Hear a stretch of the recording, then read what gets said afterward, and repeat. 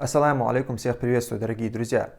Перед тем, как вы приступите к прослушиванию этого голосового чата, хотел сделать небольшое объявление. Если вы тоже хотите стать участником голосового чата, задать свои вопросы, подискутировать с нами или просто высказать свое мнение, у вас есть такая возможность. Под этим роликом будет ссылка на телеграм-канал Абу Садам Шишани. Переходите по этой ссылке, подписывайтесь на канал и станьте участником следующего голосового чата. Спасибо за внимание. Так, все, запись я запустил. Ассаламу алейкум warahmatullahi wabarakatuh. Друзья, сегодня у нас будет голосовой чат на русском языке. Все как обычно, кроме одной поправки. У нас не работает бот обратной связи. Сегодня уже 4-й или 5-й день. Не получается его восстановить. Не понимаем, в чем проблема. Идет переписка с службой поддержки, но пока она не привела никаким результатам, поэтому кто хочет говорить, кто может говорить, для кого это безопасно, заходите по ссылке для спикера, которую я опубликовал на канале. Для кого небезопасно или кто не хочет, пишите на форму обратной связи, которая на самом канале. В нижнем левом углу вот этот диалог открываете и пишите. Зачитаем, ответим. Бот обратной связи не используйте. Он не отвечает никак, он не говорит, что он не работает, и вы, может, будете думать, что вы отправили мне сообщение, но на самом деле сообщение до меня доходить не будет. Ну и в ближайшие часа, наверное, 3 проведем в общении. Иншаллах. Что поддержка сказала, у всех сбой или единичный случай. Еще сюда теперь писать надо. Да, писать надо сюда. Поддержка пока ничего не сказала. И нет, по всей видимости, это не общий сбой. Это почему-то какая-то индивидуально моя. Ну, может быть, не только у меня такая проблема, я не знаю. Но не все боты, которые развернуты на этом LiveGram, отказали. То есть какие-то боты обратной связи работают. А именно мой почему-то не работает. Так, сегодня в интернете набирает популярность видео бойца UFC Шона Стрикленда. Мы видим, как Шон открыто критикует президента США Дональда Трампа, обвиняя его в том, что он продался Израилю и Беньямину Нетаньяху, и из этого страдает американская нация. А я напомню, что Шон недавно унизил кадыровского щенка Чимаева. И тут у меня возник резонный вопрос. Хватило бы смелости у Хамзата Чимаева также открыто раскритиковать, например, Рамзана Кадырова за то же самое. Заявить, что Кадыров продался Путину, сказать, что из-за того, что Кадыров под Путиным страдает чеченская нация, был бы он столь же принципиален и прямолинеен. Вопрос, конечно, риторический. Ну да, это риторический абсолютно вопрос. В клетке мы уже выяснили, что Шон был сильнее по воле Всевышнего, но сейчас речь не о спортивной составляющей, а о человеческой позиции и последовательности взглядов. Хамзат обвинял американца в нетрадиционных аморальных действиях, унижал его и тому подобное, хотя это и не помешало ему целовать его в лоб после всего этого. Интересно, Хамзат, каково тебе сейчас чувствовать, что тот, кого ты унижал и презирал, оказывается выше тебя и как человек, и как спортсмен? Есть и другой момент. На днях я вспоминал Хасана Халитова и по цепочке вспомнил его разговор с Чимаевым. Я вчера переслушал этот разговор между Халитовым и Хамзатом. Между Халитовым и Хамзатом. Хасан не оскорблял семью Чимаева, не затрагивал его религию, народ или честь. Он лишь сказал о том, что Чимаев продался Кадырову. В ответ на это Чимаев разразился, начал использовать нецензурную брань, угрожать и оскорблять Хасана. Более того, впоследствии он обвинял Халитова в том, что тот якобы не пришел на встречу с ним в отель, окруженный полицией, хотя у самого не хватило смелости, чтобы выйти из отеля со своей многочисленной группой поддержки и подойти к братьям. Мне вот интересно, Хамзат, если бы Хасан действительно пришел к тебе в отель, как бы тогда развивались события? Я вот считаю, что ты, Хамзат, обнял бы Хасана, сказал бы «я люблю тебя, мужик», и поцеловал его в лоб. Интересно, что по этому поводу думаешь ты? Слушай, а я не знаю, какого-то вопроса не было, я не знаю, как это прокомментировать. В целом все складно, как ты сам написал, это вопросы абсолютно риторические. Нет, наверное, никакого смысла на них отвечать. Так, салам алейкум, Тумсо. Говорить постфактум, конечно, легко, но оглянемся назад. Были диверсионные операции чеченских бойцов в России, Беслан, Кизляр, Нордост и так далее. Мировые сообщества, видя это, называло Ичкерию террористическим государством и этим развязало руки Кремлю. Ну, нет, не совсем так, не согласен, конечно, что так прям назвали. Вопрос. По-твоему, была ли такая тактика ошибочной? По всем уважением к тем, по всем уважениям тем, кто проводил эти операции, Баракаллах. Со всем уважением хотел написать. Так, валейкум ассалям. Значит, были ли диверсионные операции чеченских бойцов в России, Беслан, Кизляр, Нордост и так далее? Я их всех в одну кучу бы не сваливал. А те операции, которые проводились в Первую войну, они были удачными, они были успешными. Как бы их сама Россия не называла, и из этих операций никто там, наше государство не называл террористическими. А вот что касается операций во Вторую войну, то да, они, конечно, были неудачные. Это, с этим тяжело спорить. Когда у меня был такой, ну, легкий такой спор, недопонимание возникло с одним из ветеранов наших обеих войн, и первый, и второй, взрослый человек. Он отреагировал на один из моих эфиров, где я как раз комментировал тему Беслана. И, разумеется, я ее негативно прокомментировал. Я сказал, что это были ошибочные действия, что это недопустимое. Была операция, что это преступление и так далее. И ему это очень не понравилось тогда. Мы с ним связались. И он сказал, ну, он начал приводить какие-то доводы. Я со своей стороны приводил доводы. И когда я аргументировал тем, что это дети, это школа, и даже если оставить все остальные моменты, что в целом это негативно сказалось, что это испортило нам имидж, вот это все оставить. Просто сам факт того, что берутся в заложники дети, что вообще такая операция допускается в своей основе, что это уже с моральной точки зрения очень неправильный момент. И это было сказано на его аргумент, что детей убили не те, кто захватил школу, а вот Путин их убил. Я сказал, да, при всем при этом, сам факт того, что при планировании операций допускается, что дети берутся в заложники, что их жизнь подвергается опасности, это сам по себе уже этот момент с моральной точки зрения очень неправильный. И вот он тогда мне в ответ привел такой аргумент. Он сказал, если бы эта операция закончилась успехом, как это было в Буденновске, если бы Россия не стала бы убивать заложников и тех, кто захватил школу, а пошли бы на уступки, провели бы переговоры, выпустили бы людей в Чечню вернуться, тогда ты бы так не говорил, он мне сказал. И отчасти в его словах есть логика, конечно, когда какой бы... Ну, то есть результат, он очень серьезно влияет, конечно, на оценки. Но я не согласился с ним, я не согласен с этой логикой в том плане, что даже если бы эта операция увенчалась бы успехом, все равно само по себе вот эта вот моральная сторона этой темы, захват именно детей, целенаправленный захват детей, их подвержение их опасности, это недопустимо. Я ему тогда в ответ привел свой аргумент, я сказал, когда он сказал, ты бы так не говорил, если бы эта операция завершилась успехом, ты бы так не говорил. На что я ему сказал, если бы в этой школе был твой ребенок, ты бы тоже так не говорил.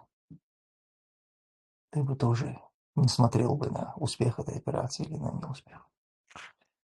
Поэтому в первую очередь, конечно же, нужно смотреть именно на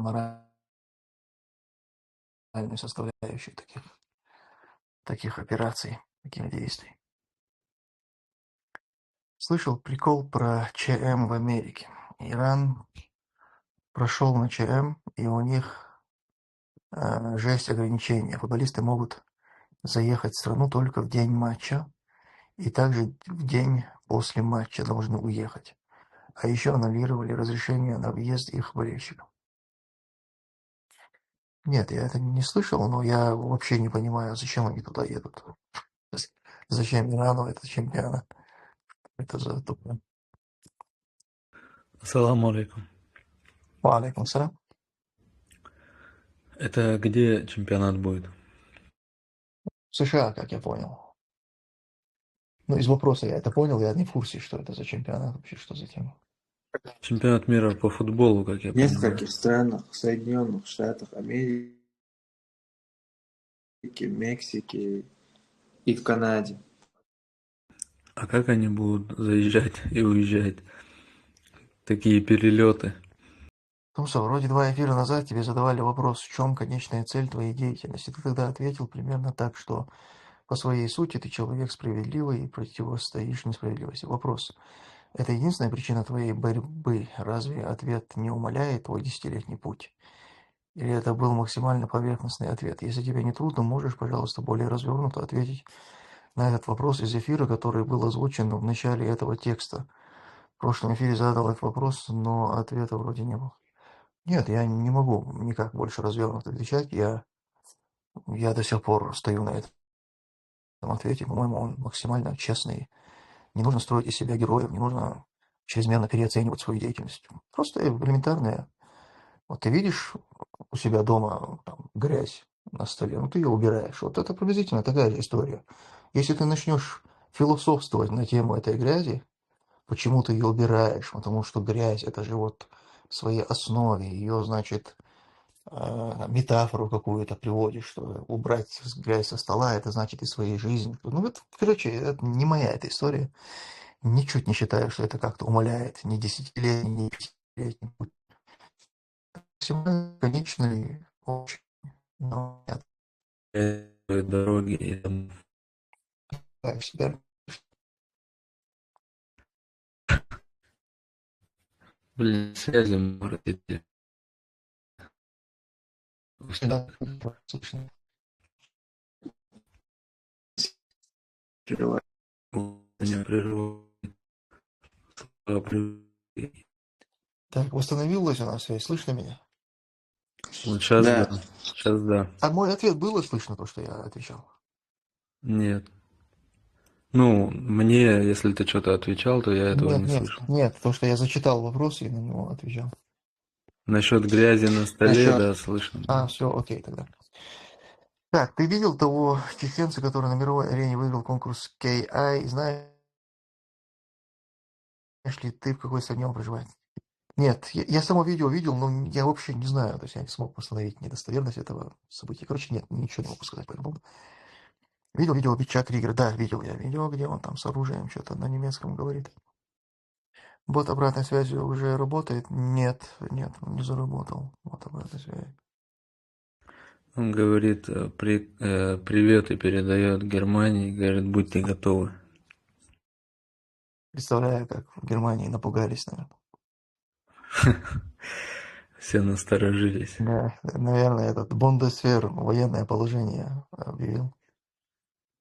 Да, сейчас уже с Польши просто так не заехать в Германию из-за этой опасности.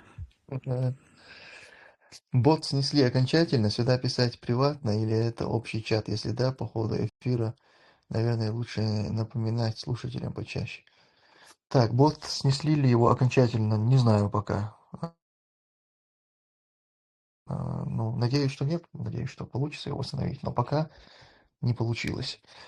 А сюда писать это нормально, это, в принципе, то же самое, единственное, это никакой не общий чат. Просто сюда, когда вы пишете, здесь не только я вижу, его также видит еще Мохаммед. Мой брат, он тоже здесь является админом. Мы оба здесь можем читать и отвечать. А в остальном все то же самое. Так что сюда писать безопасно. Томсо, салам алейкум. Объяснить мне, брат, мечай заедет вопросом. Валейкум ассалям, на моем канале внизу есть такая иконка в виде диалога. Это форма обратной связи. Туда просто нажимаете и пишете.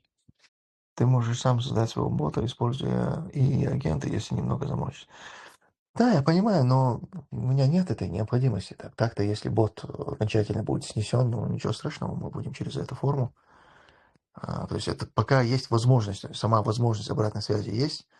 Необходимости, конечно, отдельно создавать бота у меня нет. Потому что квартиру сыну или дочери слишком больной вопрос на данный момент у нас. Мы же, по-моему, обсуждали этот вопрос. В прошлом, кажется, чате было. И,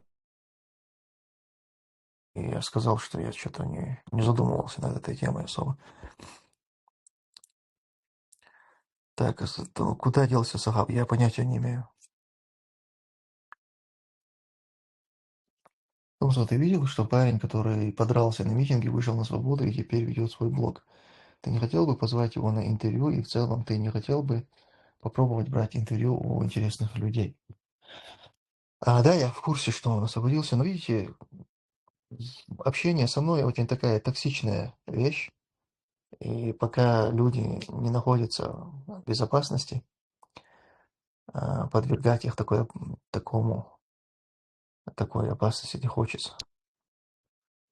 То есть Парень, который подрался, это кто имеется в это виду? про Джумаева, он говорит, который на митинге. Все, понял. Да. Поэтому немножко такая щепетильная тема. Просто может быть так, что человека,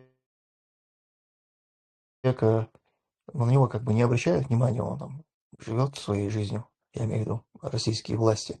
А потом раз, я с ним какое-нибудь интервью что-то сделаю, и они на него обратят внимание, и у него начнутся какие-то проблемы из-за меня.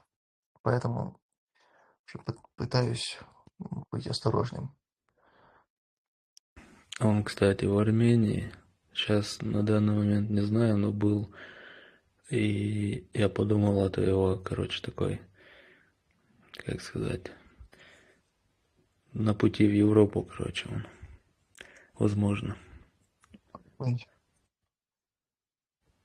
Видел выступление Лаврова, где он выражает обеспокоенность тем, что Армения держит путь на сотрудничество с НАТО. Не показалось тебе, что звучало, как будто чуть запугивало?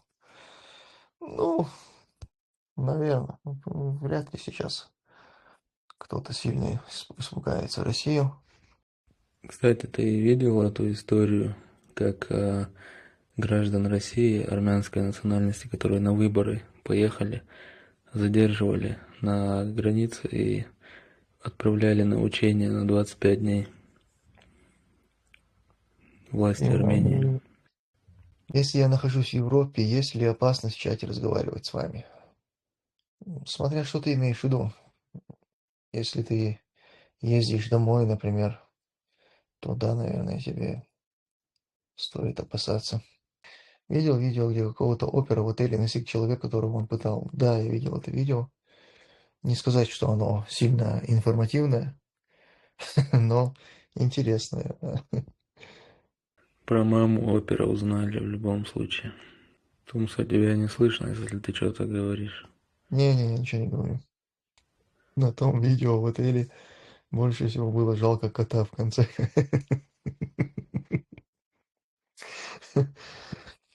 Котов всегда жалко.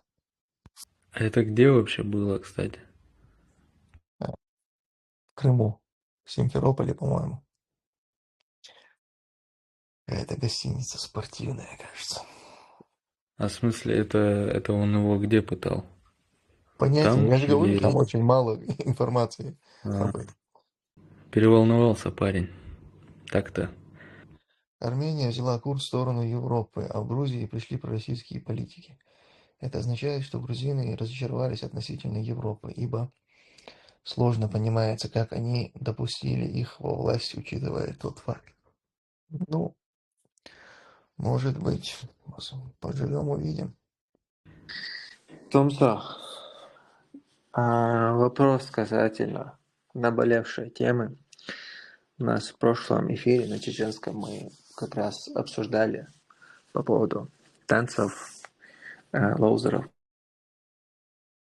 которые у нас проходят в обществе. И на чеченском у нас был такой ответ на некоторые высказывания, так сказать, претензий, которые предъявлял э, наш знаменитый антитеррор. Вот эта тема продолжается, и она как бы на русском языке больше обсуждается, чем на чеченском.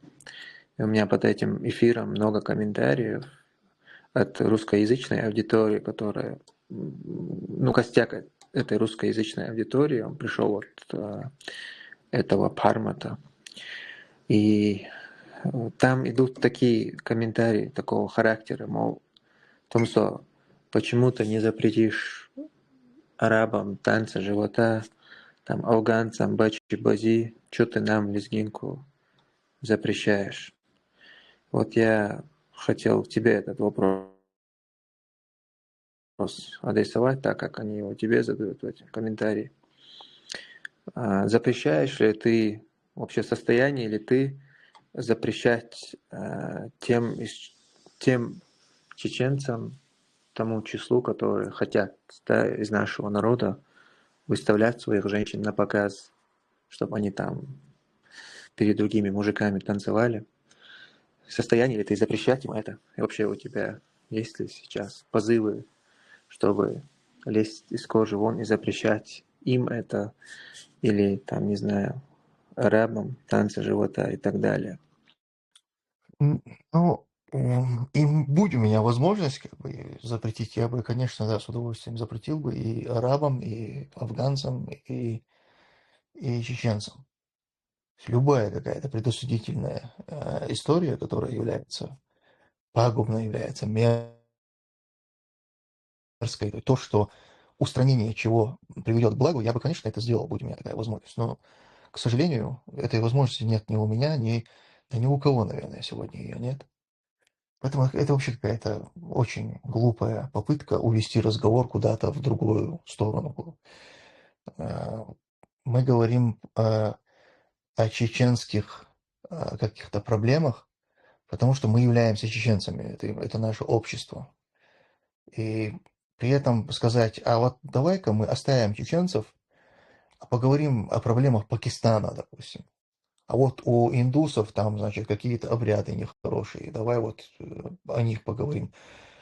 Ну, если просто ради какого-то интереса обсудить, специальный какой-то чат сделать, может быть, кому интересно, можно было бы эту тему пообсуждать. Мне лично не интересно. Мне интересно обсуждать наши проблемы. Но запретить на самом деле я не в силах. Вот нравится, скажем, конкретным представителям нашего народа отдельно. Вот им, допустим, нравится, что их женщины из их семей в кругу среди мужчин, они там кружат в танцы, крутятся, им хлопают, дают деньги. Это их как-то радует, может, как-то какие-то их чувства низменные пробуждает, удовлетворяет, я не знаю. И против ли я этого? Ну да, я всеми своими фибрами против этого. Я это не приемлю. Но запретить им я этого не могу. В том плане, что если они меня спросят, я им скажу, я запрещаю вам. Если вы меня слушаете, то не делайте этого. Но кто меня будет спрашивать? А насильно их заставить это не делать я не могу. Я единственное могу оспорить их аргументы, когда они пытаются эти мерзкие свои похотливые интересы, предпочтения, когда они пытаются их выдать за чеченскую скрепу, то тут они оскорбляют, по сути, чеченские основы, чеченские традиции, обычаи, говоря, что вот это похотливое действие является основой чеченских традиций, там, чеченской культуры. Это меня оскорбляет, человека, который такое не приемлет. Поэтому я здесь могу поспорить, я могу привести какие-то контраргументы, я могу опровергнуть всю ту чушь, которую они несут. Как, например, вот был там деятель, который говорил, что на самом деле основа у этого действия это вот то, что происходит на ансамблях, то типа вот оттуда началось, были ансамбли у нас изначально, а из этих ансамблей появились вот лоузеры. И лоузеры тогда некрасиво, мы не поддерживаем, но ансамбли это круто. Ну, лжет человек. Не было никаких ансамблей. Пусть он приведет пример, когда у нас ансамбли гастролировали при Шейхе Мансуре, при Имамате там, или позже, когда это было? Как назывались эти ансамбли, где они гастролировали? Понятно же, что это полная чушь. Наоборот, зародилось это как явление увеселительное. Это ровно то же самое, что клубы, ночные, там, прочие. Что это такое? Это увеселительные мероприятия, где люди собираются, чтобы веселиться. Как эти всякие оперы и прочие вот концерты. Это все увеселительные мероприятия. Вот точно так же у нас тоже зародились эти увеселительные мероприятия. Из этих увеселительных мероприятий в виде лоузеров потом что-то там начали, какие-то хореографы появились, какие-то танцы начали ставить, появились ансамбли, они начали гастролировать. Это все появилось оттуда. Но изначально истоком этого всего является обычное увеселительное мероприятие, где в селе люди собрались для того, чтобы немножко повеселиться, покуролесить. Поэтому все то, что я об этом говорю, это лишь опровержение какой-то лжи и контраргументация. Почему, допустим, нам это неприемлемо? Почему нормальным людям это не должно быть приемлемо? Но при этом, да, я, конечно, отдаю себе отчет, что, к сожалению, в нашем народе есть вот эти некоторые отдельные представители, для которых это нормально. Я даже сегодня буквально наткнулся на видео, все знают эту пару, она очень прогремела. И вот она, кстати, прогремела танцем. И сейчас свежее видео этой пары, где они даже не вместе, а вот жена танцует с кем-то в кругу, а муж ей, значит, дает деньги. Ну, это же просто, это как это вот, это действо переварить, понять логику того, что он делает. У него его супруга, она танцует в кругу, и если кто-то скажет, это же там семейный, может быть, круг, это вот какие-то родственники. Подождите, ребята, я это вижу в Инстаграме. О каком семейном круге здесь может идти речь? Это все делается для того, чтобы мы все с вами это лицезрели. И вот этот круг стоит, значит, хлопают мужчины, его жена перед ним, прям перед этими мужчинами, она крутится, она кружит, он достает деньги. То есть в этот момент его рефлекс, казалось бы, рефлекс нормального мужчины в этот момент, это не знаю, взорваться куда-то сквозь землю, провалиться. Нет, у него возникает рефлекс достать из кармана деньги и сунуть своей жене в руку, тем самым как бы респектуя, говоря, ты красиво крутишься, ты красиво показываешь себя этим мужчинам. И мне приятно, что ты такая красивая, у меня вот здесь крутишься, а эти мужчины видят, какая ты у меня красивая, и, значит, мне завидуют. Ну, я не знаю, просто какая это логика. Но она есть. Вот я не могу это отрицать. Я не могу говорить, в отличие там, от некоторых спикеров, которые не приемлют. Типа, нет, у нас такого нет. А если даже есть, это не чеченцы, это чеченоговорящие. Нет, вот у нас это есть, к сожалению, есть такие представители. И для них это нормально. И запретить, как я сказал, я им не могу, поэтому что я могу сказать? Я могу привести свои аргументы, я могу им напомнить о том, что это отвратительное действие, они не должны так себя вести, их не должно это устраивать. Ну, а после этого я могу лишь сказать, но если да, эти все аргументы вас не убеждают, вам приятно, вот вы видите свою жену, свою дочь, свою сестру, кружащуюся перед другими мужчинами, и в этот момент другие ей могут дать деньги, там, ты сам даешь ей деньги, тебя вот это устраивает, ну, ради бога, ребята, как-то отдельно собирайтесь, смотрите на кружащихся жен друг друга, там, дочерей, сестер, давайте им деньги, как-то иначе там развлекайтесь. Ну, флаг вам в руки. К сожалению, я вам никак в этом не помешать, не запретить я вам не могу, кроме как напомнить, что это отвратительно. Кстати, видел на днях сейчас делают лоузеры, типа как старые добрые времена.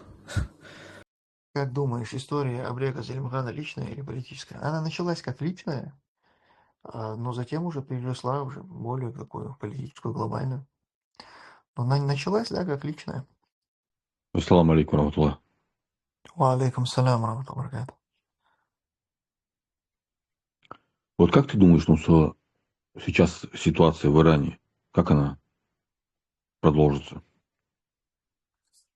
Не знаю, я очень не люблю делать прогнозы. Не знаю.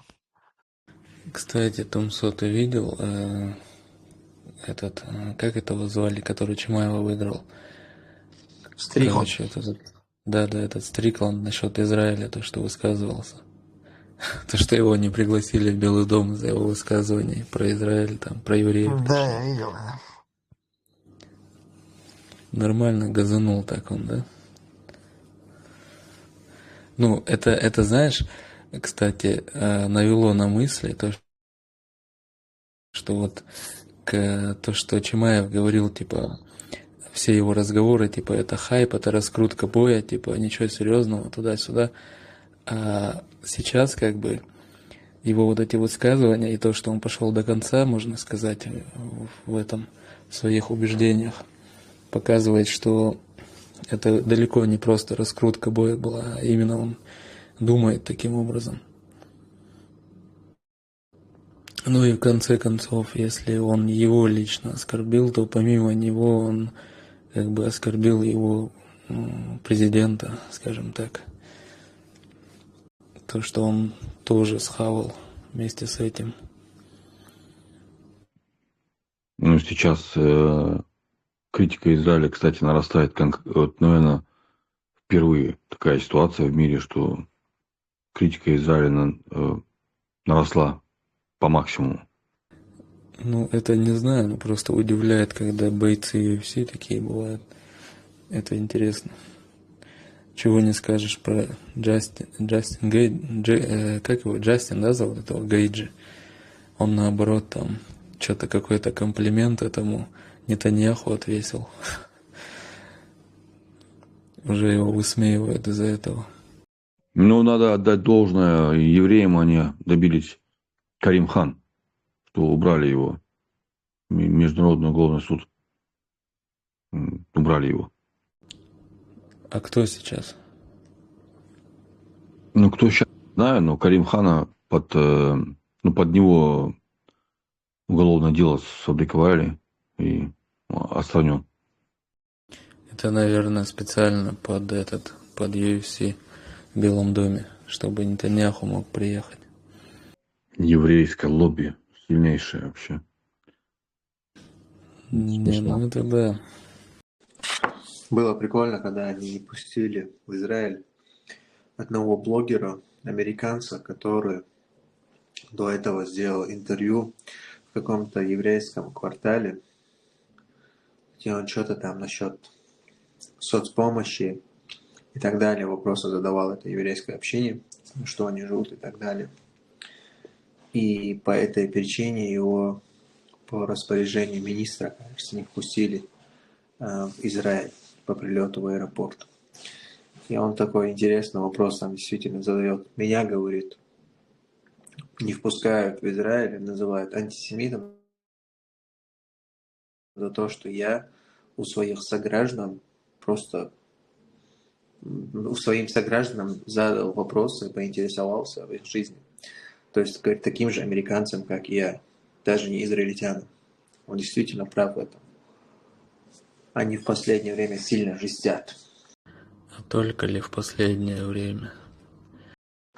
Не, в последнее время реально они сильные обороты набрали.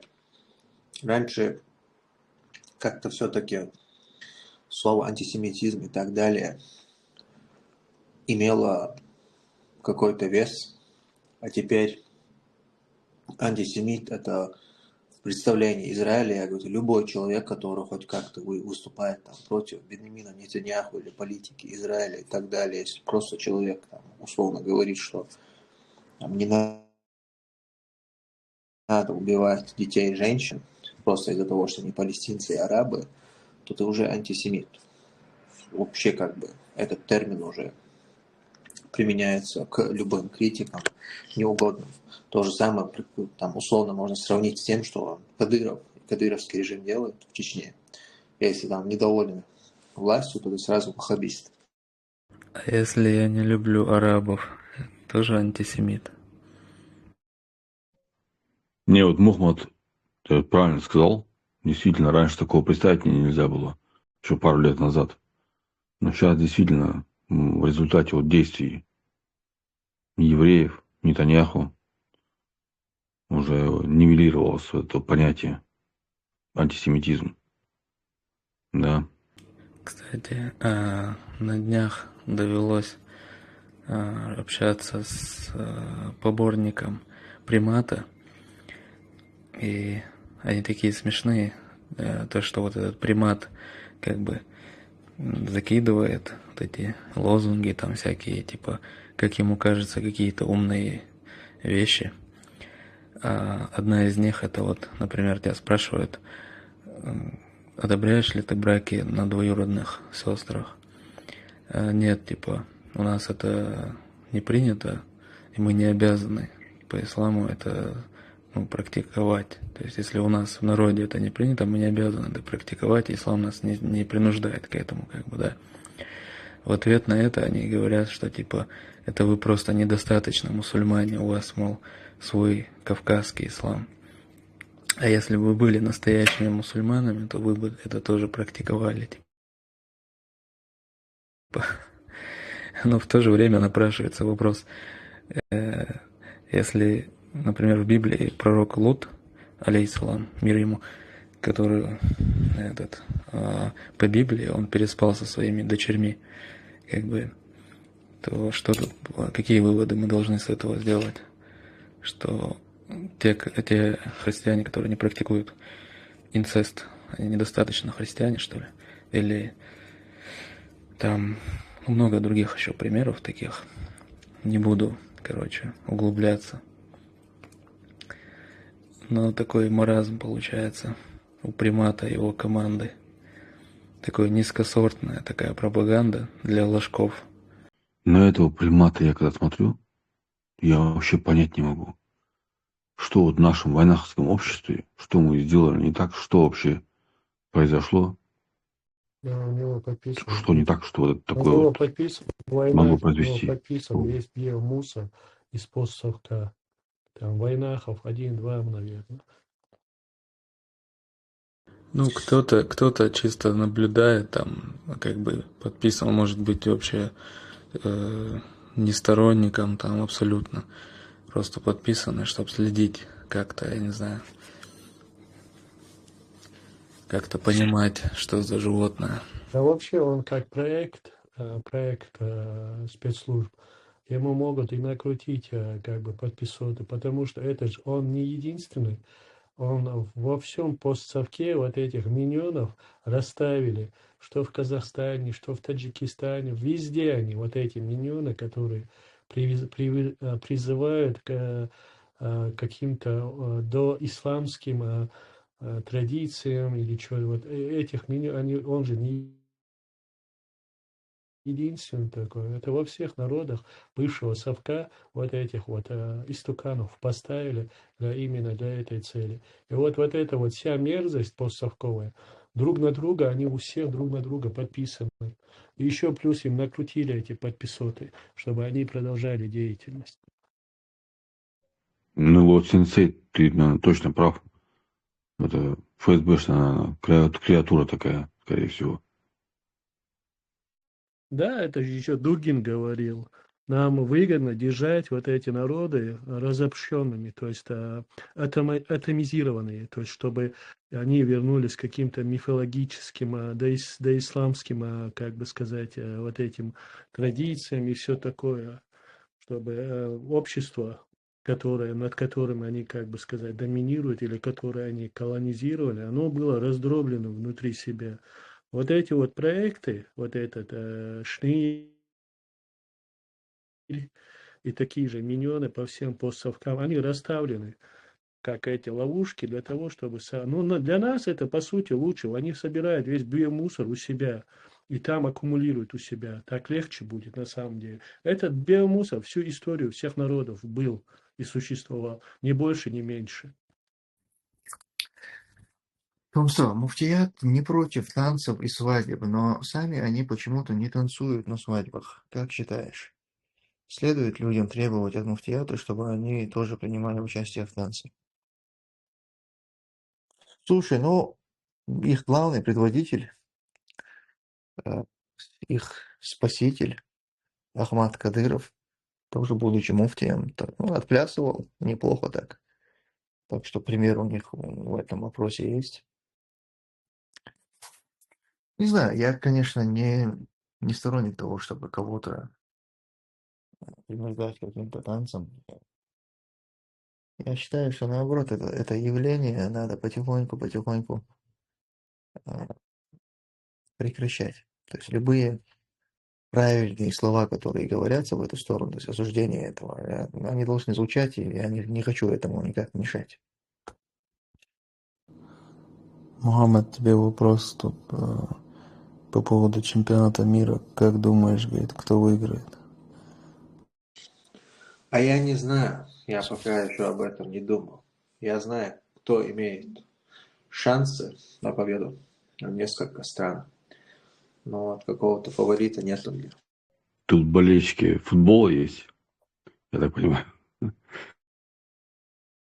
Самый тупой спорт, по мне, самый тупой и дебильный спорт во всем спорте.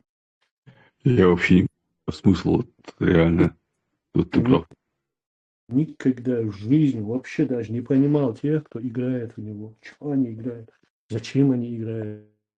Бегать, так бегать, бегать, до здоровья, хорошо. Но в это дебильный спорте играет. Не, ну тогда и все надо, керлинг тем более надо запретить вообще. Или этот баскетбол, хоккей. Везде, где есть ворота. Тебя что за, как его, противостояние такое лютое с футболом? Спортивный Так-то радикализм. да, в футбол поиграть. Что-то так сразу. Это запрещать не надо. Дебилизм же не запретишь никак. Поэтому запрещать не надо. Как будто не играл в детстве во дворе в футбол. Я в детстве рогатками стрелял. Томсо, я тебе присылал видео канала Freedom Кавказ. Смотрел ли ты это видео и каково твое мнение? Хотелось бы узнать, что ты думаешь насчет слов Чаринского, если бы, Томсо, напротив тебя стоял американец, а рядом с тобой дагестанец. Считал ли бы ты проявлением к себе уважения, если дагестанец вместо того, чтобы сказать, что он дагестанец, сказал бы, что он кавказец? И считал бы ты проявлением неуважения или испытывал бы ты неудобство от того, что дагестанец сказал, что он дагестанец? Не, я, видимо, не смотрел то, что ты, о чем ты говоришь, поэтому я не знаю, о чем идет речь. Я не понял этого вопроса. Ну, точнее, я сам вопрос понял, но не зная контекста, я не хочу отвечать. Видимо, там какой-то прецедент, что-то было, кто-то что-то сказал, и это и по мотивам, короче, какой-то ситуации этот вопрос задается. Но я не знаю эту ситуацию, поэтому не хочу я отвечать. Исламофоб, пропагандировавший лезгинку, и которому ты ответил, прокомментировал прошлый твой эфир в ТГ и говорит, что ты ничего путного не ответил, ничего. Наверное, он думал, что весь эфир будут обсуждать его бредни. Не слишком ли много чести ему? Если можно ответить ему еще раз, брат, и так же коротко. Ну, я же ответил уже. Мама задал вопрос на эту тему, я вроде как ответил. Так он сам ничего путного не говорит. Вот в том-то и проблема. Я позавчера, кажется, это было, или вчера, вот сейчас точно не помню, но вот на днях я посмотрел впервые половину, можно сказать, его диспута с каким-то братом Абдулой. Его Абдулла зовут. Они там дискутируют на какую-то тему. Вот сколько уже по времени он ведет свою деятельность, этот антитеррор. И за все это время его аргументы, так сказать, то, чем он опровергает ислам, они вообще не поменялись. Вот как сначала была вот эта пластинка Айша 9 лет, колодец, Буд'a, и вот эти вот два аргумента, и колодец реже встречается вот один аргумент. Ваш пророк Айша, ваш пророк Айша. Еще Все вот, наложницы. да, вот тут наложницы, да, там иногда бывает вот это вот там племя еврейское, как там сподвижники обращались, женщинами, наложницы, рабы. Вот эта тема, просто вот это крутится. Весь его период деятельности одно и то же, ничего нового. На эти аргументы уже ответили, на эти шупи уже эти сомнения, да, сотни раз ответ дали. Все равно это крутит его. Не могут, как мусульмане, ответить, не могут. Отвечают, стабильно отвечают, и все равно не могут ответить. Но я не знаю, как это работает у него, видимо, в голове какая-то своя концепция. Один раз что-то сказал, тебе ответили, снова ты это повторил, снова тебе ответили, даже уже по-другому ответили тебе.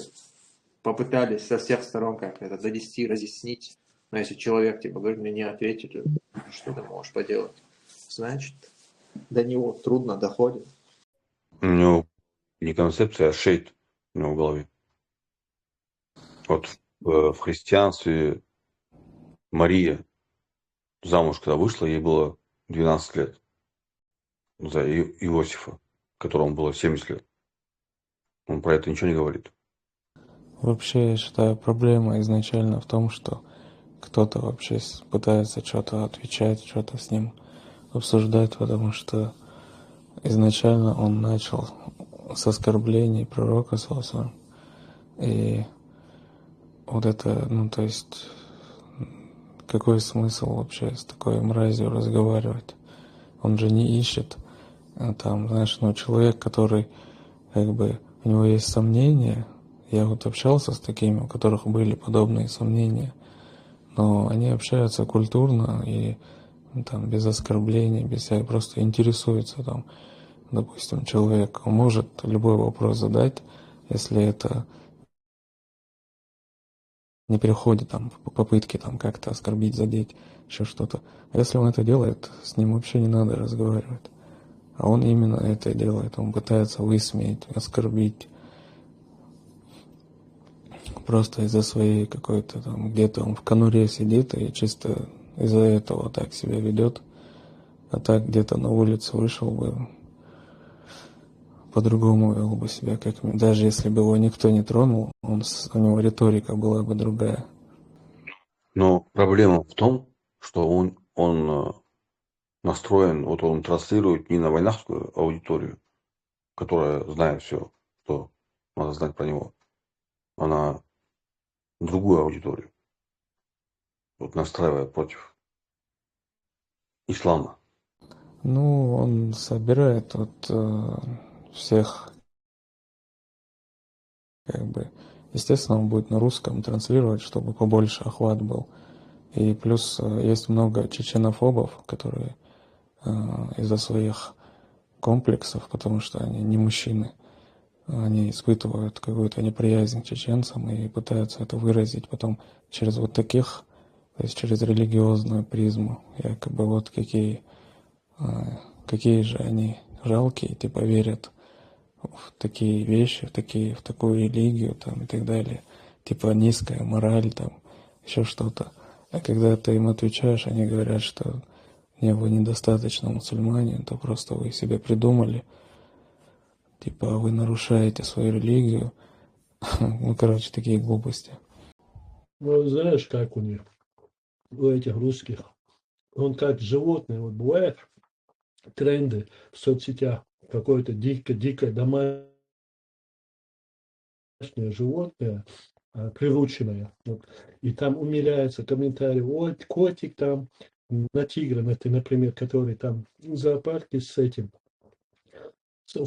как бы с людьми, ну, как бы нежно и ласково, да, вот когда тигр или какое-нибудь любое дикое животное, хищник, Вот умиляются же люди, вот все. Вот то же самое, они как бы этого шныря, вот этого миньона считают вот таким вот, знаешь, прирученным, таким диким животным, от которого они умиляются, когда этот говорит то, что им нравится. Вот такое отношение вот этой русской подписоты к нему, вот такое вот дикое животное, которое приручено ими и которое говорит, то есть делает все, что им нравится. Проблема в том, что этот отброс, он везде кричит, что я чеченец, и дальше продолжает свою Так я и борьбу. говорю, Если бы он... Да. в дикой природе, например, человек боится территории, где обитают тигры. Он уважает его силу, уважает его природу, все уважает в этом звере, в этом тигре. Но когда он у какой-нибудь, например, Наташки дома, как бы домашнее животное, я же говорю, вот в подписках, уси, путю, котенок, тудым-сюдым, вот такое же отношение к этому миньону у этих людей. То есть не то, что он говорит. Есть, конечно, который умиляется, то есть, как бы сказать, умиляют свои страсти. То есть там нету Бога, он подтверждает им это все, это их, этим они довольствуются, что их страстям можно как бы поддаваться дальше. Но в основном вот эти вот, как я говорю, это какая-то дикому животному, которое как бы делает и хочет, и делает, и говорит то, что нравится этим людям. Короче говоря, Аяха это мусор, и он аккумулирует возле себя также этот мусор. Потому что он не из числа своего народа, из которого он вышел. То есть даже если сегодня Кадырова нет, сегодня, например, мы раньше об этом говорили, если сегодня, например, я говорю, демократическая Чечня, он вернется со своими миньонами туда-обратно, провозгласит те ценности, которые он там как бы транслирует через свой канал. Вернется ли он? Конечно, не вернется в ту демократию, которая будет в Чечне. Потому что демократическим образом, посредством референдума, его просто повесят в лучшем случае, если не расчленят вместе с его миньонами. Самое интересное, человек позиционирует себя как гражданин Чеченской Республики Ичкерия. Да? Все там президенты, от Дудаева начиная, это позиционировали себя как такие мусульмане. Ну, как ислам в первую очередь. Я вообще, как у него это все, как он это все совмещает, это... А он не совмещает. Это для IQ ниже 50 людей. Вот этот вот чмо транслирует. И, как я сказал, для тех, которые умиляются диким животным, одомашенным. Вот для них этот контекст. А остальное подписоты тоже ему накрутили. Вон Макалов тоже себе накрутил 500 тысяч подписот. Ты что думаешь? Целая система не накрутит ему и 60 тысяч? Прием, слышно? Да, слышно. Кстати, видели там короткое видео, вырезка из его диспута, этого примата. Его спрашивает человек, типа, считаешь ли ты Иисуса самозванцем? На основе его же слов, то, что он сказал, что пророков никаких не было там и так далее. Вот, и, короче, загнал его в угол этот примат говорит, получается так, говорит. То есть считает Иисуса самозванцем. Вот этот примат живет в Литве, да, сейчас? А как он себя видит? Он вычеркнул себя из чеченского общества? Или как он в дальнейшем видит свою жизнь? Что он наговорил все это? Не, это же маркетинговая марка его. то, что он продает. Именно вот это вот. Через это, я же говорю, и именно через эту марку к нему тянутся те, кто хотят потискать дикое животное. У-тю-тю-тю. Ну хорошо, а как он дальше жить собрался в чеченском обществе? Как я до этого сказал, никак. Это просто как бы методичка, по которой он двигается. Он одно и то же, он Мухаммад говорил, одно и то же крутит, когда ему 100 раз ответили разные люди, как бы доводы принесли. Но он одно и то же, вот методичка у него одна и та же, а дальше как бы у них нету ничего. И он одно и то же крутит. Никак, потому что, я говорю, возьмем сегодня демократическое чеченское общество, это же демократическое чеченское общество по как бы единогласному решению его, как бы сказать, вот этих миньонов, они же просто их казнят на месте. Ну а за что он топит тогда? Ну вот представим, там наступило демократическое в Чечне, он приехал. Как он себя видит вообще после всего того, что он наговорил? Это у него вообще в задачах и не стоит. В голове у него в методичке этого нету. У него, я говорю, ему спустили методичку, он по этой методичке вернуться, не вернуться. Ну, даже под вопросом, они из своей квартиры вообще выходят, может, ему всю эту еду все приносит туда в голову, через окошко посовывает. Его спонсируют исламофобы из разных народов, которые стремятся разрушить чеченское общество изнутри, потому что они не могут сделать это сами, как бы, так как будут сразу отвергнуты. Поэтому через таких ублюдков, как Примат, пытаются, они его спонсируют, и он говорящая голова. Не, это 100%. Но он для себя. Это в смысле, это не мои догадки, это информация, которая имеется. Не, это да, скорее всего. Но он для себя как будущее видит. Я вообще вот это не понимаю. Для себя он будущее видит как стандартное животное. Поесть, поспать и в уборную сходить. Вот его будущее. Для него самого же и для всех остальных его будущее. Вот оно. Там нет никаких идейных, как бы сказал, бескомпромиссных Любой, воззрений. любой, Там ничего такого близко нету. любой в войнах его морду запомнит. Я уже запомнил. И поэтому, как он дальше что-то там планирует. Салам алейкум. Да, он не Не знаю. собирается как-то в обществе жить. Как есть какие-нибудь там гомосеки, которые там в Канаде живут или еще что-то такое. Вот из разряда таких скотоподобных, которые они не хотят жить в этом обществе. Он не видит себя даже, что завтра что-то поменяется, и он будет жить среди чеченцев.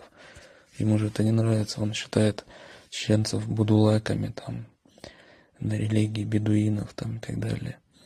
Как он будет среди Салам чеченцев жить? алейкум, братья. Помимо примата, тут есть еще радио Маршал. Они тоже открыто ругают целыми днями религию и все. Это то же самое контора. И они Они- особо не прячутся. Вот это вот Ибрагим, как его там, главный у меня. Он открыто. Машу, это американцы, по-моему. Я до этого говорил здесь, что это не только, как бы сказать, вот этот мусор. Там этих миньонов порасставили на каждую нацию, на каждый народ постсовковый. В том числе среди литовцев даже есть, эстонцев есть вот этот мусор, который пропагандирует вот эта отрешенность от чего-то высокого и большого. То есть, чтобы вернуть их какое-то низкое и маленькое. Там же легче будет уже авторитетом свысока давить и как бы приручать. А насчет того, что вот эта мразь говорила типа, короче, религию насадили, там, ислам жестокостью и т.д. и т.п. Я раньше в этом эфире тоже, по-моему, на русском чате говорил, что ислам, он как вода, когда воду пьешь, вот как вода зашла в чеченское общество, как через горло вода зашла, потому что практически 100% совпадало с этикетом, адатами и всем остальным чеченского народа. То есть там некоторые нюансы были. И они, конечно, с удовольствием откинули идола, которого они не знали и понятия не имели, что это такое. Просто предки как бы делали то же самое. А когда им ясного Бога, понятного Бога, с обоснованием, с писанием, все это, когда им принесли, они приняли это, приняли с удовольствием и легко. А вот то, что им после хотели насаждать 400 лет, посредством войн, убийств и всего, все это жестокости, вот это вот христианство и атеизм, плюс 80 лет коммунизма. А чеченцы не приняли, вопреки всем бедствиям, которые на них обрушились. Они не приняли это и отвергают это. То есть то, что эта мразота говорит, полностью противоречит историческому факту. У них ничего нету. То есть если взять их какие-то утверждения относительно чеченского народа, они просто сыпятся даже в начале дискуссии. Там даже не идет дальше 1 минуты. Любой тезис, который они берут. Поэтому я говорю, вокруг этой мразоты собрался мусор, в основном из постсовка, они друг у друга переподписаны друг на каналы, что казахстанские подписаны у него, что вот этот из чеченского народа мусор подписан у казахстанских таких блогеров. То же самое, у них вот этот обмен. И плюс им подписоты делают. То есть накручивали. Я же говорю, Макалов накрутил себе 500 тысяч подписот. Тут целая система, думаете, им не накрутит подписоты. Поэтому этой гниде, этой мразоте, всем тем, кто последовал за ним, очень трудно будет. Вообще невозможно. То есть это даже процента никакого нет. Там сотой, миллионной доли. Там единиц процент никакого нету, чтобы они внедрили в чеченское общество вот это дерьмо, которое они транслируют. Терминалы тупые. Сейчас он слушает, наверное, и тащится, как я разозлил этих радикалов, исламистов, думает он, как мне удалось их.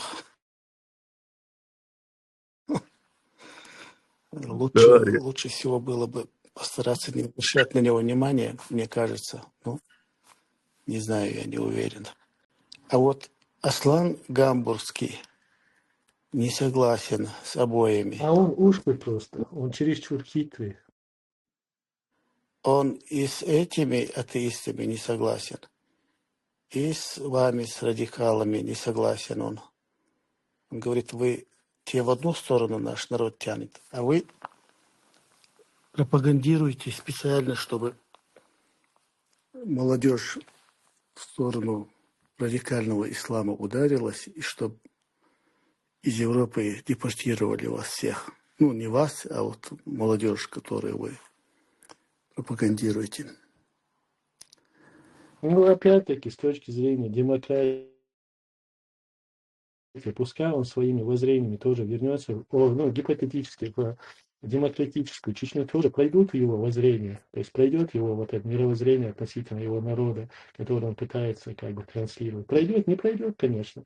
Поэтому пускай он примет то, что есть в его народе. В его народе ислам, доминирующий ислам. И в последнее время, хотя как бы народ сам боится свою салафистскую акиду, короче, как бы показывать. Но мое ощущение, что в основном народу на этом уже. Потому что появился интернет, те, кто хотят знать, как бы изучают свою религию. Почему? Элементарно, вот я попросил одного своего родственника, когда он мне пытался внушить вот это суфийское, я ему говорю, я оттуда пришел.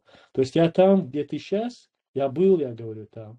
И был как бы активным участником всего этого. Я оттуда пришел, ты мне сейчас то, что я прошел, ты мне пытаешься как бы навязать. Ты лучше возьми Коран, Абдул Аделя или Кулиева, значит, любой перевод выбери и прочти перевод. Там говорится о тех людях, о которых ты сейчас как бы впрягаешься. Просто прочти Коран. Потом, если у тебя вопросы появятся относительно каких-то историй или каких-то моментов, там есть тафсир. Историю про пророков прочти. Тебе будет многое ясно. Этот Аслан, он, по-моему, из тех вот категорий вот такой советских мусульман, которые так что-то знали, что-то не знали.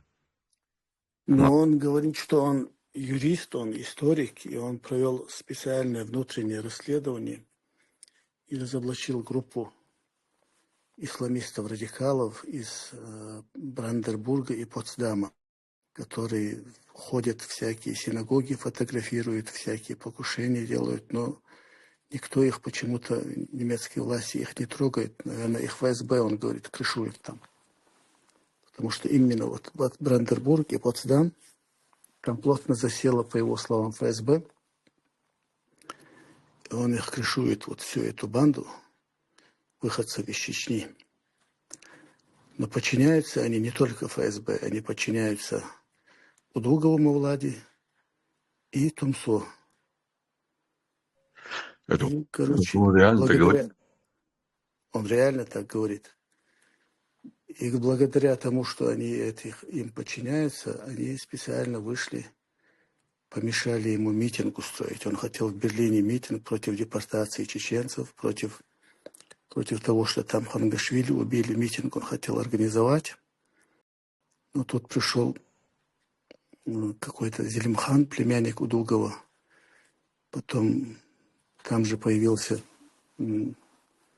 Мухаммад, брат Тумсо. Короче, они хотели провокацию устроить, там митинг не дали ему. Или нет, митинг все-таки провел он. Ну, хотели, короче, сорвать. Ну, короче, Тумсо рулит ФСБшниками в Бранденбурге. То есть, то ли ФСБшниками он рулит, то ли заодно с ФСБшниками рулит вот этой бандой. Короче, что-то Офицер такое. ГРУ ФСБ и добавок исламист-радикал. Это все как бы одна ипостась Тумсо. А ты мог по Германии ответственный, видимо, по ФСБ. Да, и вот представление Аслана это так. И на самом деле так смешно это слушать, все там про племянника Удугова, про то, что мы там пришли. Алейла, какая каша у человека в голове. Я вот слушаю вот этих давачиков, которые там по улице, ну, как бы на площадках в Германии, там, короче, в разных странах Европы бывают. У них такие доводы интересные бывают. Как-то, короче, тоже Мухаммад Али, такой молодой парень, к нему христианин подходит и говорит: ваш Мухаммад, саллаху алейхи вассалам, типа он был, короче, научаем этим сатаной. То есть он, как бы сказать, есть последователь сатаны и все такое. И Мухаммад ему говорит: ладно, короче, давай сравним. То есть, с чем пришел Мухаммад? И он перечисляет относиться хорошо к близким, как бы сказать, признавать пророка Аису, как бы один из величайших пророков. И все вот эти добродетели, которые он принес, единобожие, все вот это он перечисляет, то, что принес, короче, Мухаммад, точнее, не спасал Всевышний Аллах через Мухаммада в Коране, его жизнь, все как это может быть сатана была, если он призывает, как бы сказать, не идти по пути сатаны, призывает, короче, всячески, короче, все это приводит в довод. Вот эта ситуация тоже напоминает с этим Арцуевым. Вот он приводит тех, кто против, яры, против, которые проповедуют совсем иное относительно как бы системы, да, вот этой колониальной системы. Все, что против этой системы, транслирует, но он все равно, короче, убежден, что вот они являются теми, короче, которые вот являются ФСБшниками и вот на них работают. Не, ну, Аслан утверждает, что он просто так всяким слухам он не будет верить. Он, если услышит информацию, он, будучи юристом, он обязательно перепроверит сначала.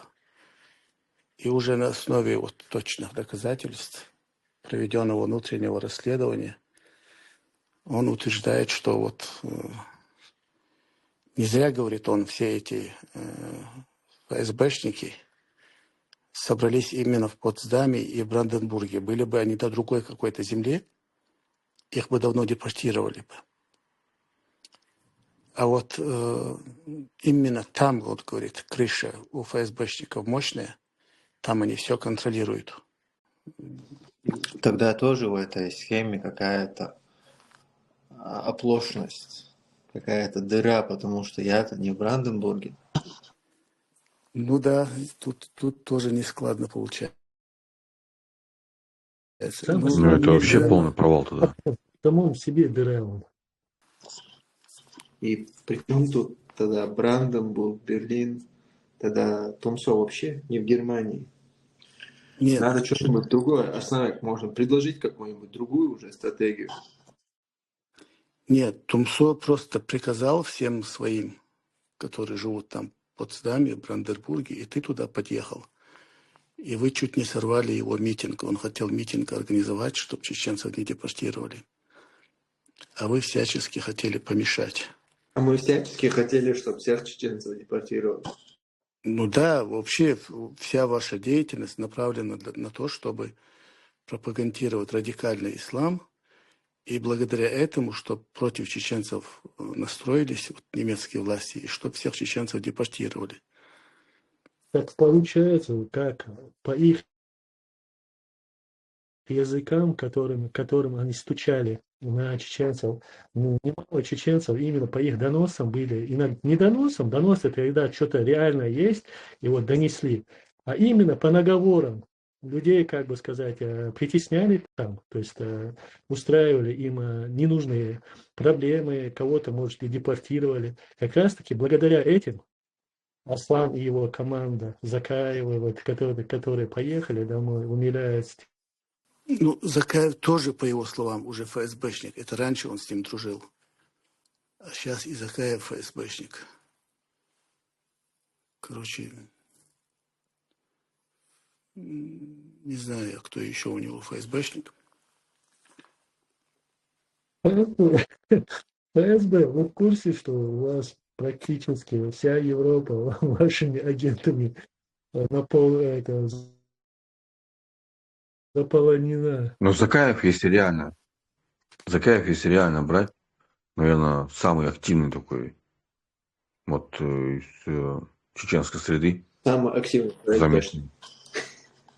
по мнению Арцуева. Нет, ну реально самый активный деятель такой. И молчание.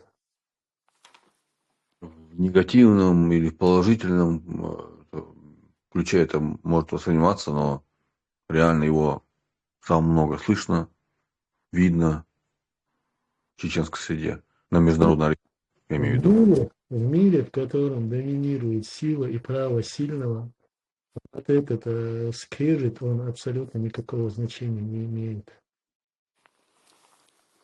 Не, ну Аслан просто так не будет говорить. Я уже даже склонен ему верить, потому что он же расследование сначала, будучи юристом, он провел, он же просто так не говорит. Вот, например, всякие историки чеченские были, которые утверждали, что там вот мы от пророка Ноха, мы там...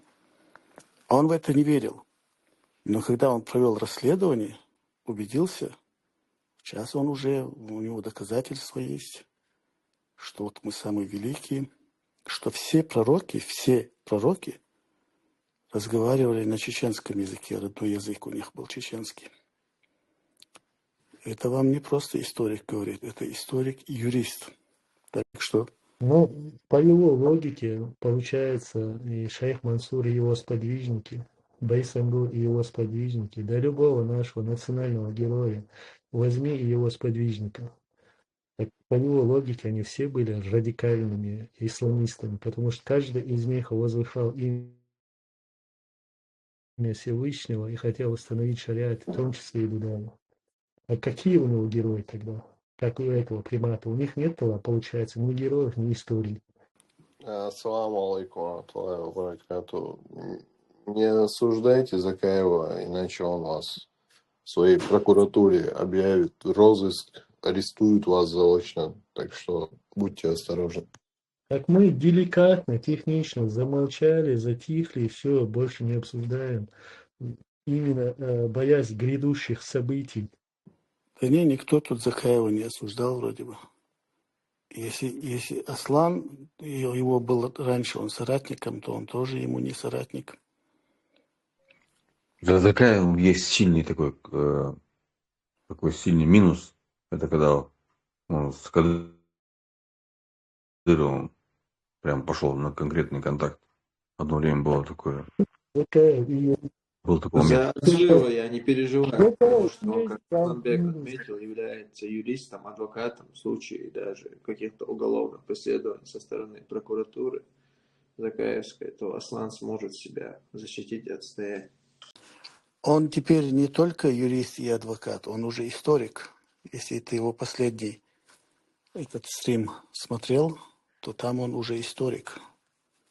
Так Рано что кто утверждает, что пророки были чеченцами. Я по его последним, то, что я смотрел, у него такой нарратив, тенденция была возносить и превозносить как бы еврейский народ. Я думал, он скажет, что мы являемся неким как бы коленом Израилева, которое откололось, пришла на Кавказ,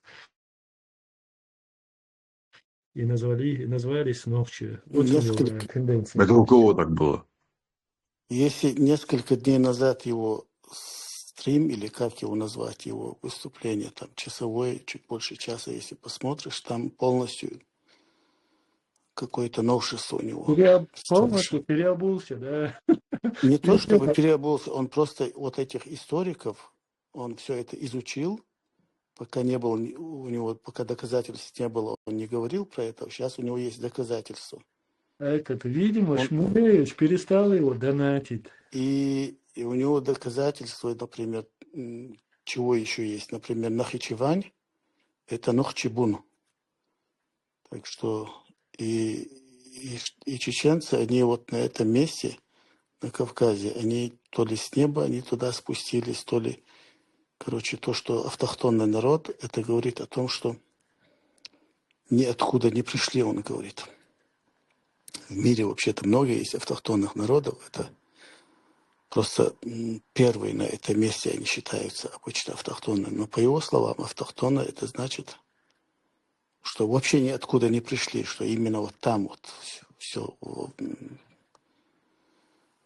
Ну ладно, автохтонности до него многие говорили. Но вот что все пророки, у них родной язык был чеченский, а то, что кто-то из них писал на арамейском языке, кто-то на арабском языке, кто-то на другом языке, это, говорит, ничего удивительного. Вот мы же, например, пишем на русском языке, а говорим мы все-таки на чеченском. И вот у всех пророков, у всех родной язык был чеченский. А книги они писали на языке народов, которые их окружали. Нет, так-то Гейдар Джамаль говорил то, что Ибраим, алейхиссалам, он был из Кавказа, то есть он из Кавказа переселился туда. Да, но он говорил в контексте того, что именно народ, который был до народа Вавилонского, вот они охватывали и Кавказ, то есть их среда обитания была вот нынешний Ирак, и вдоль, короче, это нынешний Ирак, и внутрь Кавказа заходил. То есть именно вот эта вот империя, которая была, да, он в контексте этого это говорил. А он не говорил, что вот клочок вот этого Кавказа, он оттуда вышел. То есть их империя была большая, от Ирака до Кавказа. Ибраим, алейхиссалам, из народа, которого он вышел. Есть такая версия, что вот в Грузии Колхида, а это река такая, текет внизу, в ущелье. Это войнахская, на самом деле, территория. Которая называлась Х, да? То есть Колхида. То Это не есть то же река, самое, что это Нахчевод. название государства древнего. Не, я это к чему говорю, то что возможно, что раньше люди, то есть наш чеченский больше сохранил э, тот язык, на котором изначально разговаривали. Это возможно, но не утверждаю, то есть и не отрицаю. На самом Ну, деле, Аслан только эту идею он да, не зря затронул. Он понял, что на этих струнах можно играть, что даже если не всему тому, что он говорит, поверят, но вот очень много из того, что он там рассказал, чеченцы поверят, что, потому что приятно будет в это верить. на самом деле Бля, по логике. вот эти слова, это что там из какой там язык вы говорите, хурицкий там или какой? Вот эта лексика, она есть во всех кавказских языках, просто в той или иной степени она сохранена в каждом. Вот. И изначально, то есть если посмотреть на миграцию кавказцев, протокавказцев, то есть это речь идет там где-то за 10 тысяч лет до нашей эры.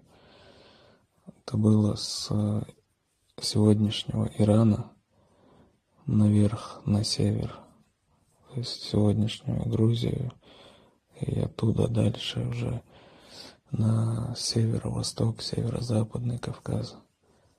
И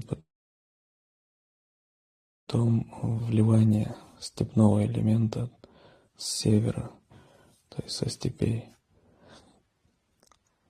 Там, в принципе, автохтонность, конечно, это не значит, что люди просто выросли из земли, там как-то все люди рано или поздно куда-то переселялись. Просто дело в том, что на Кавказе до кавказцев никто не жил.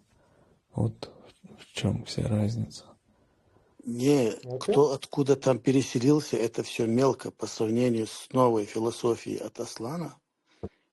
Не, Адам Аслан, кто Паймур, такой? Ну, он же вообще... разговаривал на чеченском языке. И стало бы чеченский язык вышел из рая, потому что он до этого был в раю, вышел из рая чеченский язык, это тебе не халам балам. И все пророки до Ноя тоже разговаривали на чеченском языке. Соответственно, Ной пророк разговаривал на чеченском языке. И мы единственный народ, который, вот прямые потомки Ноя, он говорит. И версия о том, что все люди на земле произошли от Ноя, это неправда.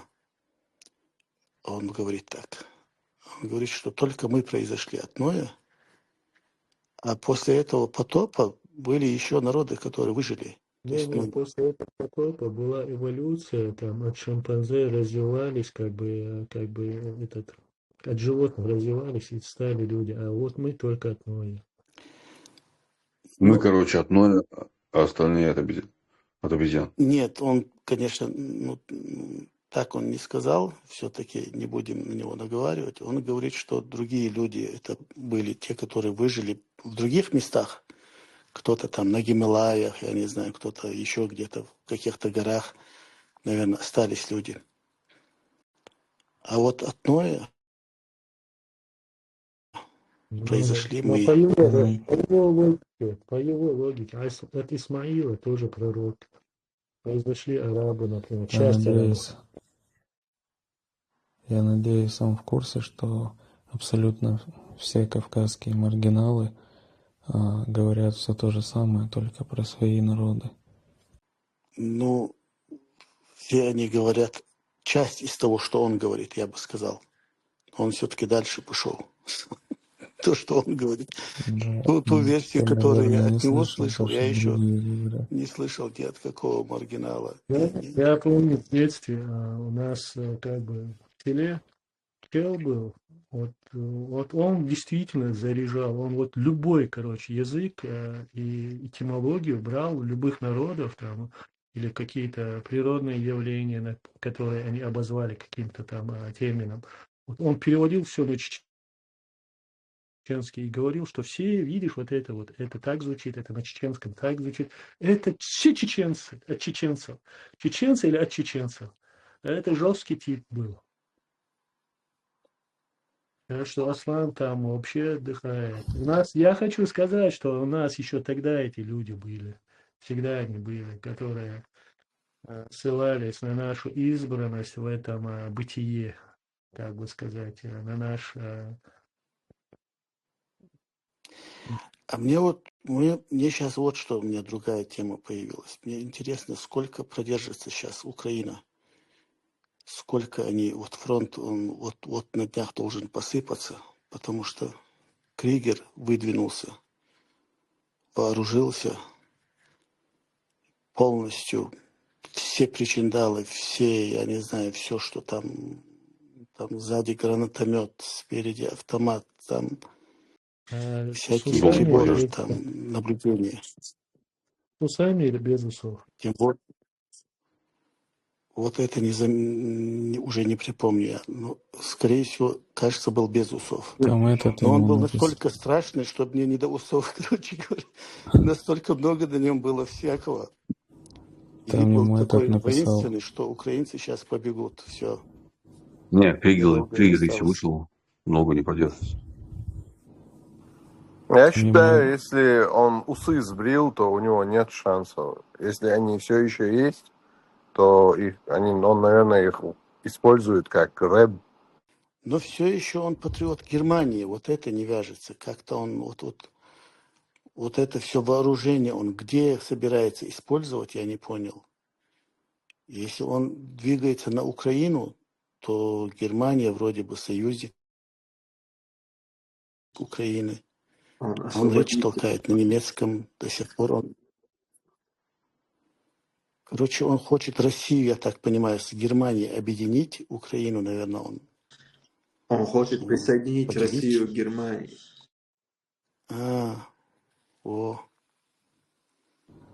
Хочет. Я думаю, большинство России было бы не против. Хочет там многое, но, скорее всего, призрак Джамбетова его преследует. Или как там говорят, слава Джамбетова. А почему он поехал домой и почему его из Германии тырнули? В чем проблема? Я просто этот момент пропустил. Потому что он, во-первых, не имел гражданства, это раз. Потому Он что вступил в праворадикальную партию, естественно, его здесь терпеть долго не стали. Вел здесь деструктивную деятельность. А как он без гражданства политикой занимался? Он не занимался политикой, отчасти занимался тем, что вел блог. А он не депутатом был, получается, да? Нет, конечно, какой он депутат. Он просто был членом региональной вот этой вот партии у себя в земле. И все, больше ничего. То есть членом партии может быть любой человек, кто просто подключается, присоединяется к этой партии, вступает в нее, и все. Нет, он, по сути, он поехал домой из-за Чингиза. Чингиз его, как бы сказать, заставил поехать домой. Это самый короткий ответ.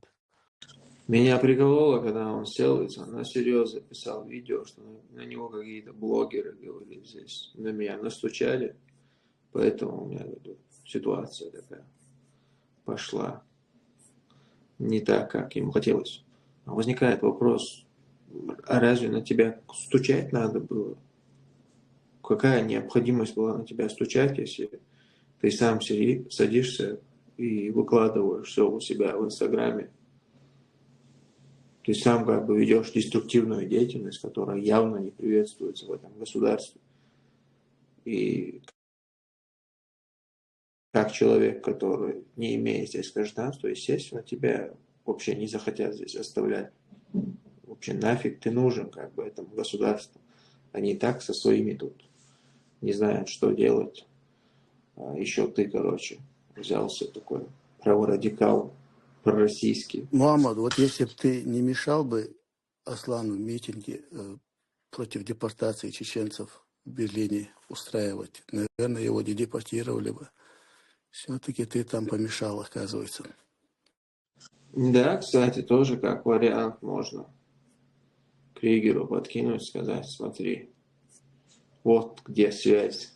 Короче, Потсдамско-Бранденбургское крыло ФСБ, Тумсо, Мавлади Удугов и ты, вы все объединились, и получилось у вас Кригера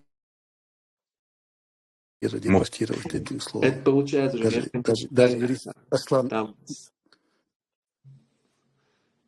Асланбек, там получается уже какая-то межконтинентальная у нас получается, потому что там Стамбул, Потсдам, Бранденбург. Наднациональная в одиночку вам не удалось бы, Кригер же тоже не халам-балам, он, смотри, какой. АФД потеряли конкретно Кригера. Кстати, есть новости про этого Саид Ахмеда Магомадова. Что он пропал уже пару месяцев, о нем ничего не слышно. После этого видеоролика, где за ним приезжает этот глава села Толстоюрт, Дойкуройл, вот его встречает. Все. После этого вроде бы ничего, никакой информации. То есть глава этого Дубаюрта, да, ты хотел сказать? Толстоюрт это. Нет, не Дубаюрт это. Не Толстоюрт. Дубай это будет. Значит, я что-то путаю. Подожди, я почему-то думал, что он Дойкуройл приехал. В Дубаюрте есть это Толстоюрт. Нет, Толстоюрт это Дойкуройл. Дубай это Калинский район. Чуряйл Дубай. Да, Дубаюрт это рядом с Чирёйл, там недалеко. Вот, видно было по нему, что он не совсем как бы здоровый человек. Взяли, скорее всего, я не знаю, не могу утверждать, но, судя по всему, его, наверное, закопали где-нибудь. Вот сейчас долго, да, вы, точнее, обсуждали этого Арцуева. И, по сути, там над ним угорали. Но если серьезно на эту тему поговорить, то человек же, по сути, уже с головой не дружит. Не может адекватный человек нести вот весь этот бред. То есть он вроде, когда начинал, были какие-то признаки такого небольшого расстройства, когда тебе везде мерещится что-то, ФСБ и так далее. И вот по моему опыту я замечаю, что люди, которые изначально проявляют такие наклонности, они начинают со временем, у них это прогрессирует, и они в конечном итоге превращаются вот в таких неадекватов. Когда там уже начинаются какие-то невероятные теории заговора, какие-то версии, своя интерпретация истории. То есть они уже становятся вообще какими-то одержимыми людьми. Вот сейчас про этого Саида Хусейна говорим, никто всерьез его не воспринимает и не воспринимал. Все считают, да, что не совсем дружил парень с головой. Но с этим человеком история такая же, он тоже не дружит с головой. Хотите интересную информацию для размышления? Короче, все знают уже аэропорт Шереметьево в Москве. Так вот, этот аэропорт Шереметьево назван в честь графа Шереметьева, который владел рабами, русскими рабами, до 300 тысяч. До 300 тысяч душ чисто ему принадлежали как собственность. Вот. На момент, это в 19 веке, на тот момент в Соединенных Штатах в плане рабства рекорд это было 1300 человек у одного плантатора, его звали Джон Уорд. Вот.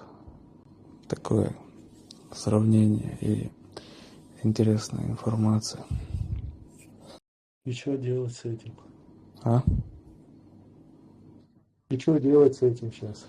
С этим, как бы лишний раз убедиться, что такое Россия и кто такие русские. А родной язык у этого графа не чеченский был? У Шереметьева? Да, Не знаю. потому что если человек такой известный, то должен быть чеченцем, как минимум. Возможно, там, знаешь, как вот бывают всякие залетные, в командировке кто-то побывал там. Да не, у них в командировке, скорее всего, французы, немцы, датчане, вот этот вот контингент, это у них Бамонт такой был в основном. Вот от них у них все дворянство было. И да, кстати, они разговаривали, в основном дворяне говорили как раз-таки на языках этих территорий, то есть французский, датский, немецкий, что там еще у них было. То есть на русском как бы говорили у них в основном вот эти их крепостные челядь. Вот смотри, Бергман. Вот ты говоришь, Шереметьев. А вот Суворов возьми. Вот самый такой легендарный. В российской истории, да? Полководец. Ага. Суворов, да. А Суворов чем знаменит? Он давил русское восстание. Он подавил Пугачева восстание. Подавил, как вообще кроваво подавил. Но, тем не менее, вот этот русский такой великий полководец считается. Кстати, на днях один кадыровец получил орден Суворова. Ну, продолжатель. Так у них Ленин, который лежит у них в центре, в центре их как бы метрополии, то есть их столицы, тоже давил, нехило причем давил русских, практически всю церковь вырезал, всех христиан, всех этих помещиков, кулаков. Там говорят Ленин, по не считаю. одним данным 10, по другим данным 20 миллионов он вырезал. То есть русских имеется у тех, которые там православные, в основном вот этот вот контингент.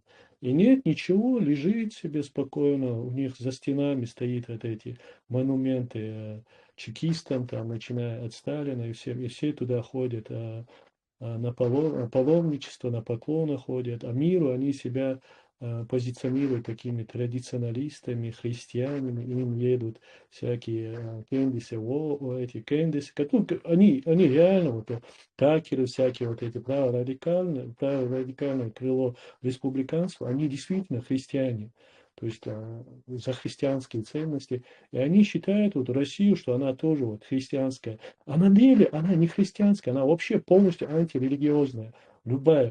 То есть христианство для них это ширма, которую они пользуют для остального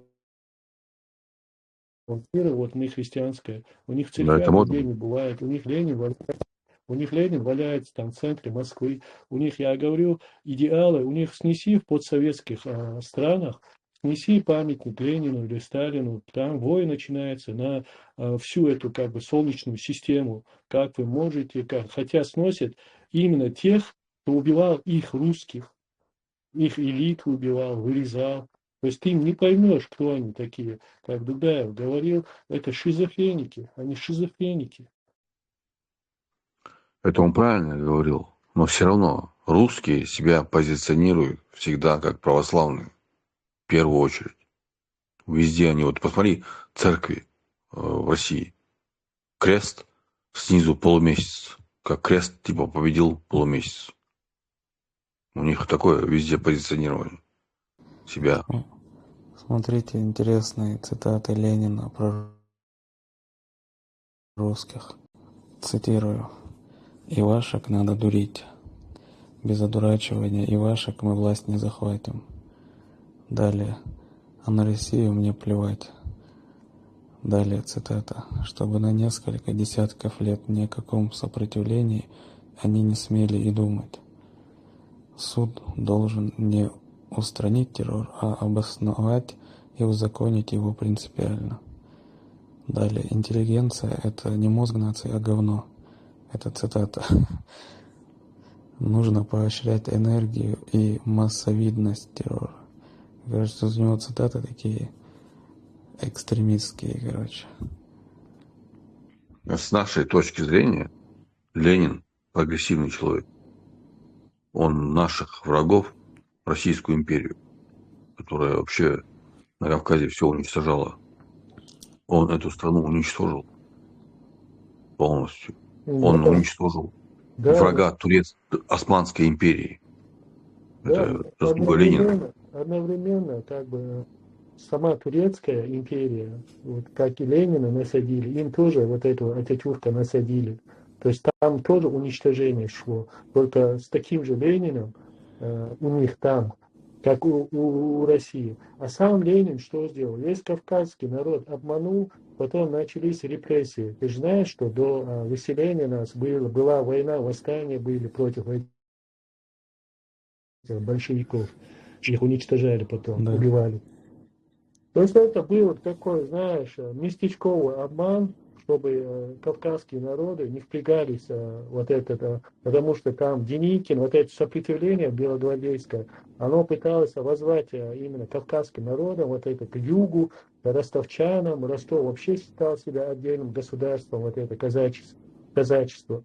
Там много каких событий были. Они просто всех их обманули, обвили вокруг пальца, а потом устроили тем же казакам, кстати, также геноцид, как и всем остальным. Это 100%. Речь сейчас не об этом, а о том, что в Российской империи нам было вообще плохо. И Ленин, он что-то сделал. Ленин тоже ничего хорошего в нем не было. Понятно. Но он развалил эту империю, Российскую империю, развалил, уже плюс сделал. Не, смотри, Ну Асян, и тогда сравнение создал ровно такое. республику. Тот же Советский Союз, который нас депортировал и нас практически четверть населения уничтожил, да, тоже вот Советский Союз, то есть наследие Ленина, они же тоже над нами и издевались нехило. Пришло вот тоже, как бы оппозиция к ним пришла в лице Ельцина. Они для нас как бы такие позитивные персонажи были. У нас вообще в России нет никакого. Поэтому я хочу сказать, что Ленин, что Царская, что вот эти, Да, все это да, одно. Они да, это внутри все себя одно. могут быть властью, внутри себя, но относительно других народов, которые они поработили, каждый раз приходит все жестче, то есть бывает все мразотней, как бы сказать, их новая вот эта вот система все мразотней бывает. Да, абсолютно прав. Но если сравнивать Российскую империю с Лениным, то Ленин без Сталина. Ленин, Сталин, там уже другое. При Сталине там уже другое пошло. Но вот при Ленине именно было лучше, чем при Российской империи. Для нас. А чем лучше? Какая разница? Ну, Ленин создал республику. Определил границы. И что? Границы сделал, республику создал. Где мы были 400 лет назад? Сегодня там же мы. Ничего страшного, сейчас Закаевский наиб Руслан Кутаев, который награжден орденом Оман-Си, устроит революцию в Москве, и мусульмане возглавят Россию. Кстати, его оставили его, Кутаева, в этом ПАСЕ. Наплакал, наверное, бедный. Он говорит, его хотели, это спецоперация была ФСБ, чтобы его прогнать оттуда, как самого опасного из всех вот этих делегатов в ПАСЕ. Он был самый опасный для России. Но не получилось. Тут в начале вот этого разговора кто-то сказал, что Иран куда-то поехал в Америку или не поехал. Это насчет футбола. Я у ChatGPT спросил. И вот интересный момент. Америка их не впустила, иранскую команду, в плане, чтобы они там разместились. Но они им выдали американский вид. Короче, ситуация такая. Они располагаются в Мексике, в городе Тихуана. И оттуда они будут ездить на матчи. Матчи будут происходить в Лос-Анджелесе, в Сиэтле. Вот они будут выезжать, и потом быстро обратно уезжать в Мексику. Короче, оставаться в Америке им нельзя. Видимо, детский, дешевый, как бы сказать, ситуация. Детский, дешевый. Такая, вообще, такое государство США, да, огромное, это, я не знаю, вот это гегемон геополитик, такое огромное, мощное, военное. И вот это дешевизна, действительно, вот этот статус Нет, что США самое интересное, именно с... нет, вот самим вот иранским этим футболистам, им зачем это надо? Такой ценой там Да, участвовать. не Вот могут это я не просто пойму. принципиально, они что. Но сам статус посредством этих футболистов сами себя унижают на самом деле. Это не иранцы себя унизили. Они вопреки всему мы поехали, ну и что? Это как, знаете, как в российском Ютубе, когда говорят про Инстаграм, внизу пишут экстремистская соцсеть, в которой вся страна сидит. Если она такая экстремистская, зачем мне сидеть и вообще как бы хоть каким-то образом ей пользоваться? Вот эти полумеры, вот эти всякие там. Если вы с ними воюете, вот с этим Ираном, просто не впускайте и все. Не, мы там впустим, но Меня все-таки сами вот эти футболисты больше удивляют, чем американцы-то могут сказать, мы ради их же безопасности, допустим, их там поселили. Там... Да сказать-то много чего можно, так-то. Просто сам факт. А вот смотри, Бергман, ты спросил, что вот Ленин республику создал. Я возвращаюсь к тому вопросу. К нам никто нормально относиться не будет со стороны российской власти. Как бы она ни выглядела. Советский Союз, Россия, без разницы как. Но просто сравнивая вот Ленина с Российской империей, то тут плюс Ленин. Ну, Не разница, только в том, что он... смотри, я тебе объясню. Разница в том, Да. что, допустим, в царское время особо не было каких-то там документов, еще что-то. Далеко не у всех они были. Там паспортизация, там еще что-то, какие-то органы власти. Это все не было особо развито. Какие-то колхозы, там, еще что-то. Вот эта цифровизация. Колхозы при Сталине. А? Колхозы при Сталине. Это позже. Не при Ленине. Ну, не суть. Советская власть.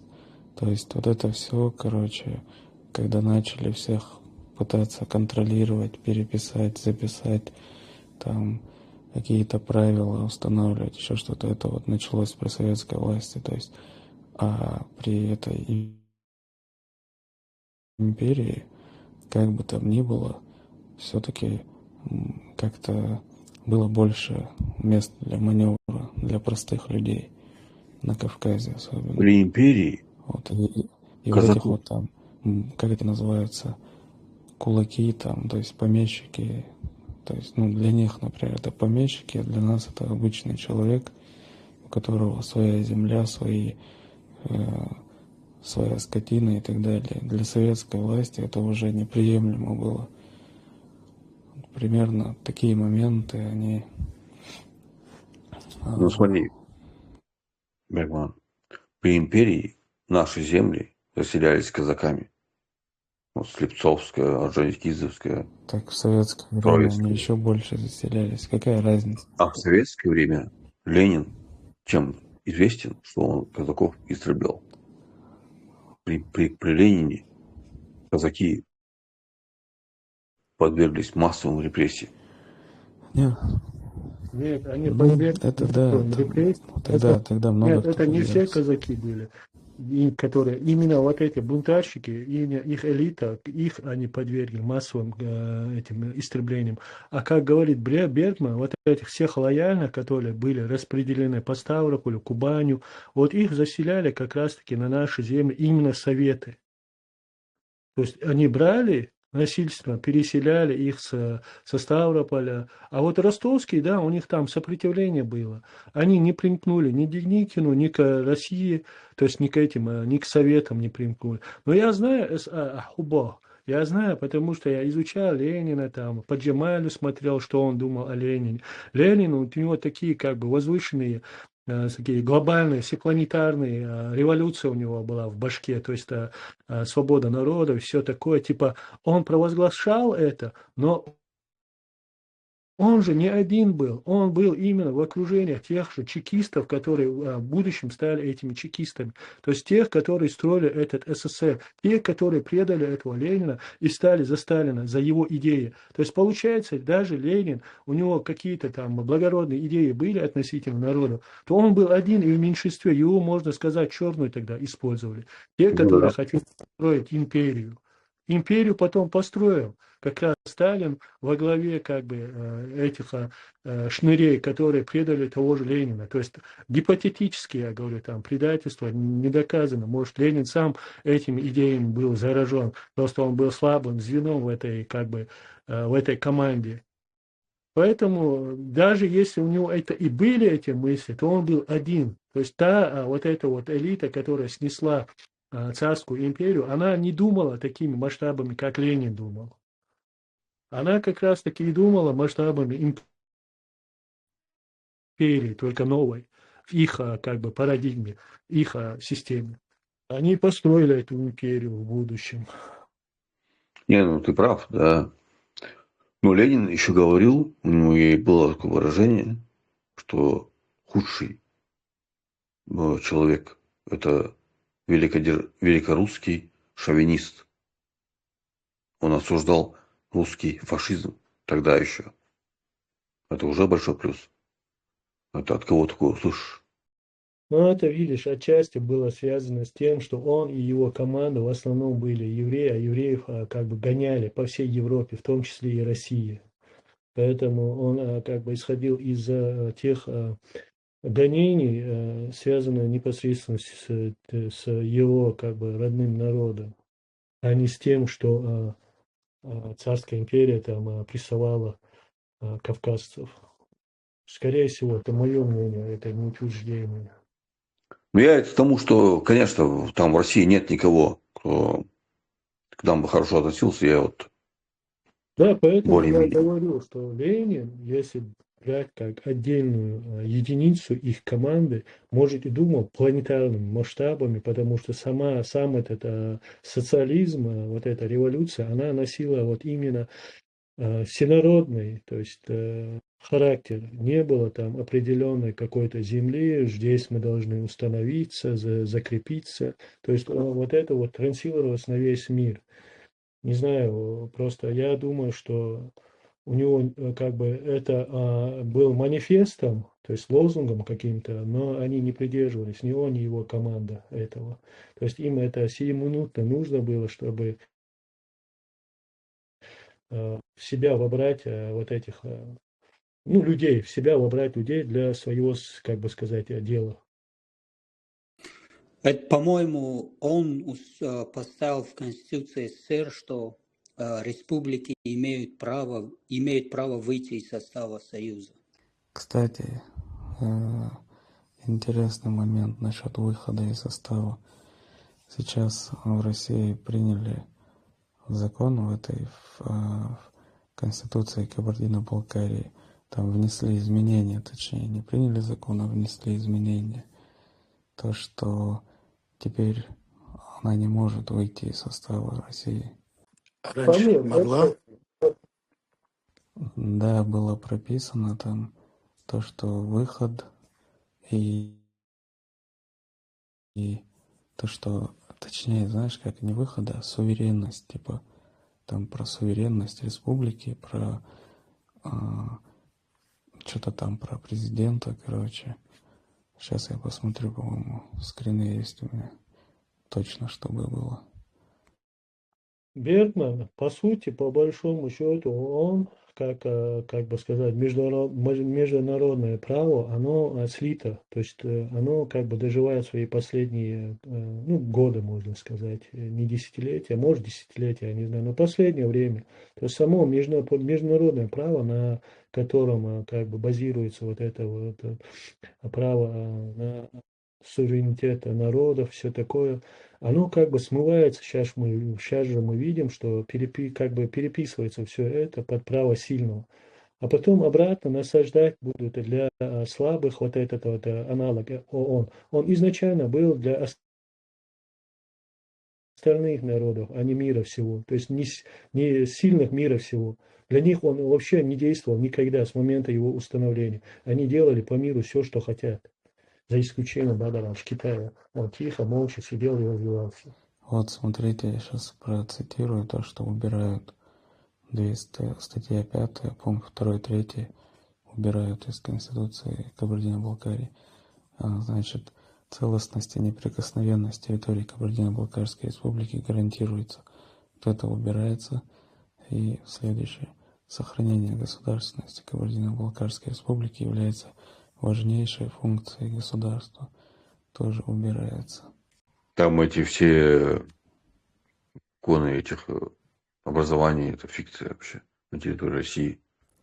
Не, ну это сейчас мы понимаем, что это фикция, но изначально, чтобы все эти территории затащить в свой состав и перед другими там показать и так далее, это все нужно было делать. А сейчас, особенно на фоне этой войны, много чего меняют и как бы, ну типа, уже плевать, пошли ва-банк, что хотим, то и делаем, типа. Когда, например, тот же Рим, та же Монгольская империя, та же любую империю возьмем, они по доброй воле никакие народы не отпускали. Даже та же Британия, которые говорят по доброй воле. Нет, она когда ослабла, переключила тактику, типа добровольно, типа давайте, короче, останемся друзьями, и сами в итоге насаждали элиту, которую у себя растили, привозили их на эти земли, которые якобы они отпустили, но продолжали доить через свою элиту, которую они взрастили из этого этноса. То есть не было такого, вот монголы, да, когда они властвовали на земле, кто такая Россия была тогда? Это отдельные племена были, да, сегодня, как, например, маленькая Чечня или там Ингушетия или там Дагестан, вот такие, как бы сказать, анклавы были, да, там Новгород, наверное, Московия, там вот эти вот.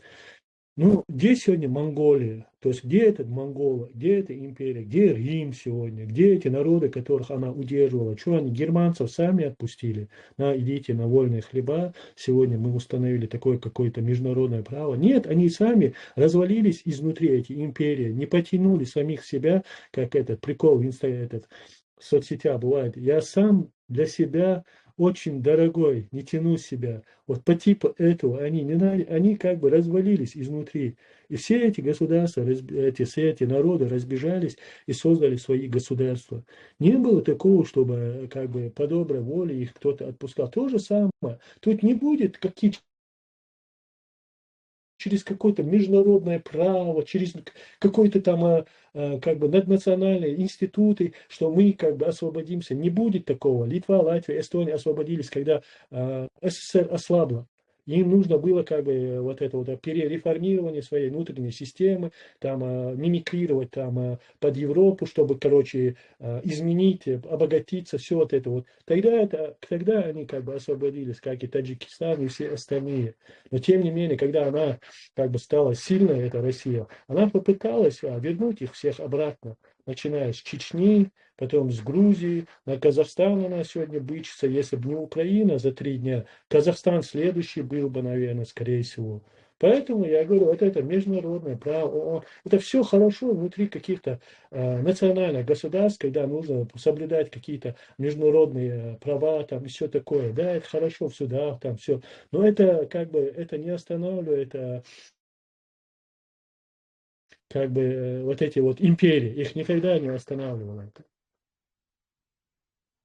Например, Если сегодня Россия колонизировала, да, вот в себя поглощала и делала Россией, например, Таджикистан, Киргизстан, Чечню, там, черкесов, то, например, тоже США после 1945 года делала это по-другому, с тем же арабским миром, да, например, возьмем вот этот Персидский залив, весь, Турцию возьмем. Они делали эти другими механизмами.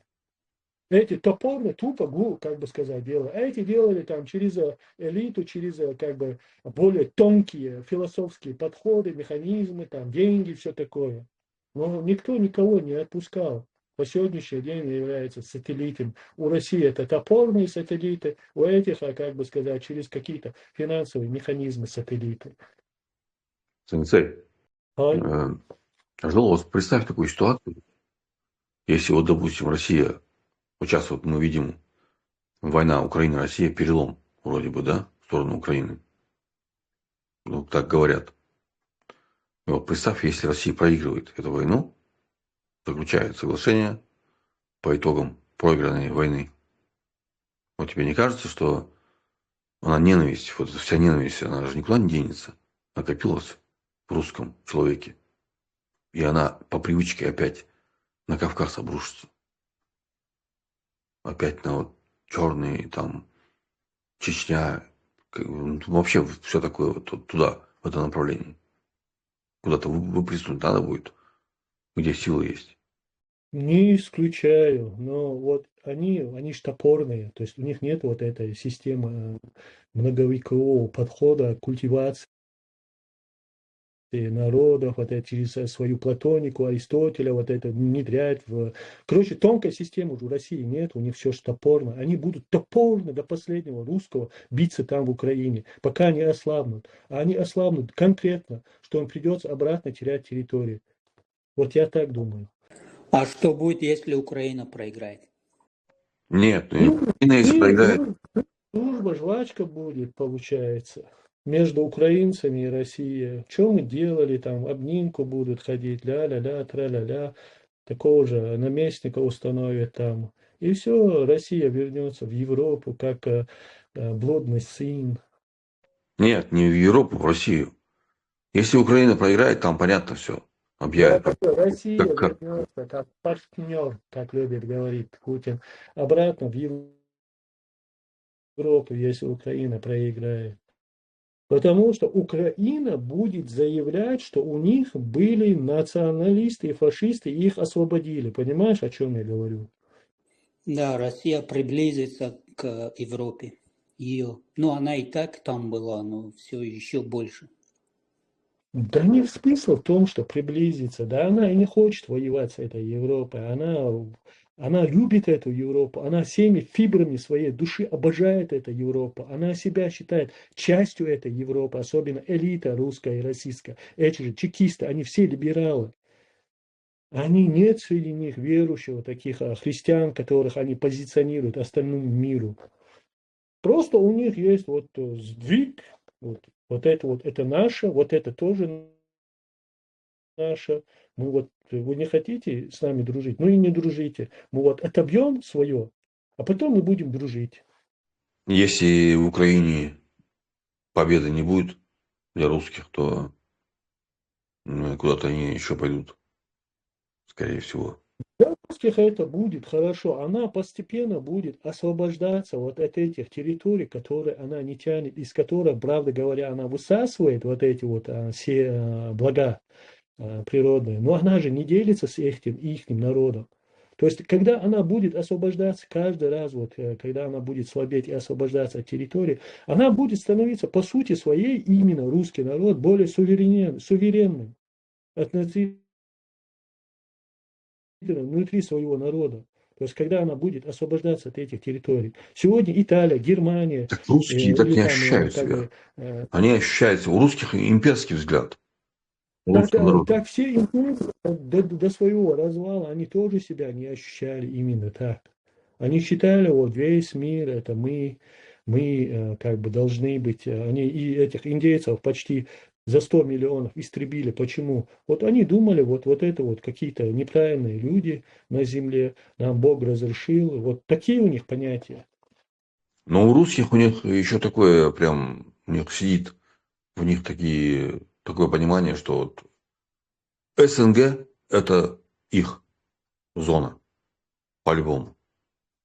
Ну, не только у русских, у всех империй так было. И монголы так считали, и римляне так считали, и те же британцы, вот когда они колонизировали вот ту же Америку, и французы, и британцы, и испанцы, когда они колонизировали, они же истребили практически всех индейцев там.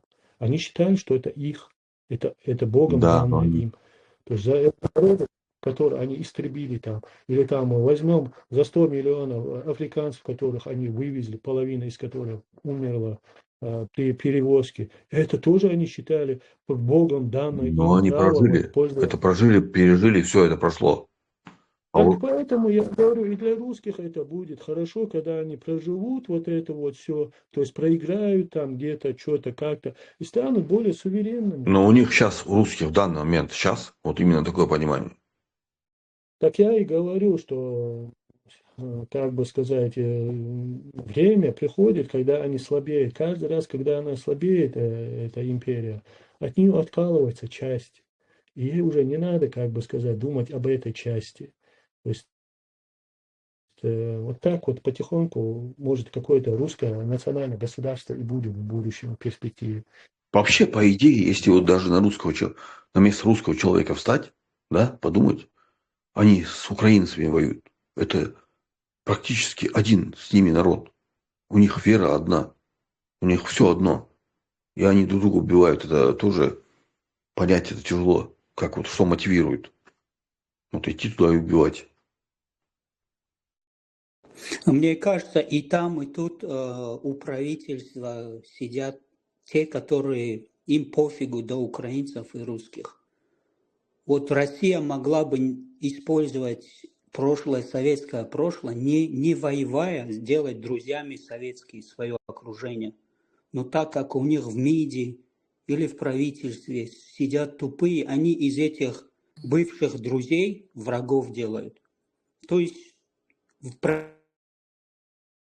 правительстве сидят либо специально это делают, либо очень тупые и не понимают. Чтобы делать из друзей врагов,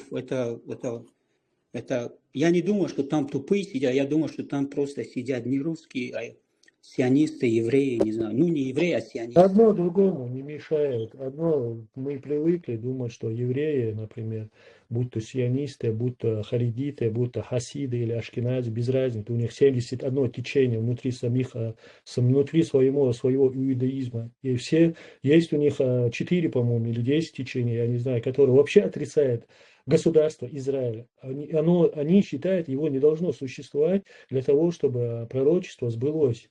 То есть они как бы радикально относятся к самому государству Израиль. И так у них до 71 течения внутри самих этих евреев.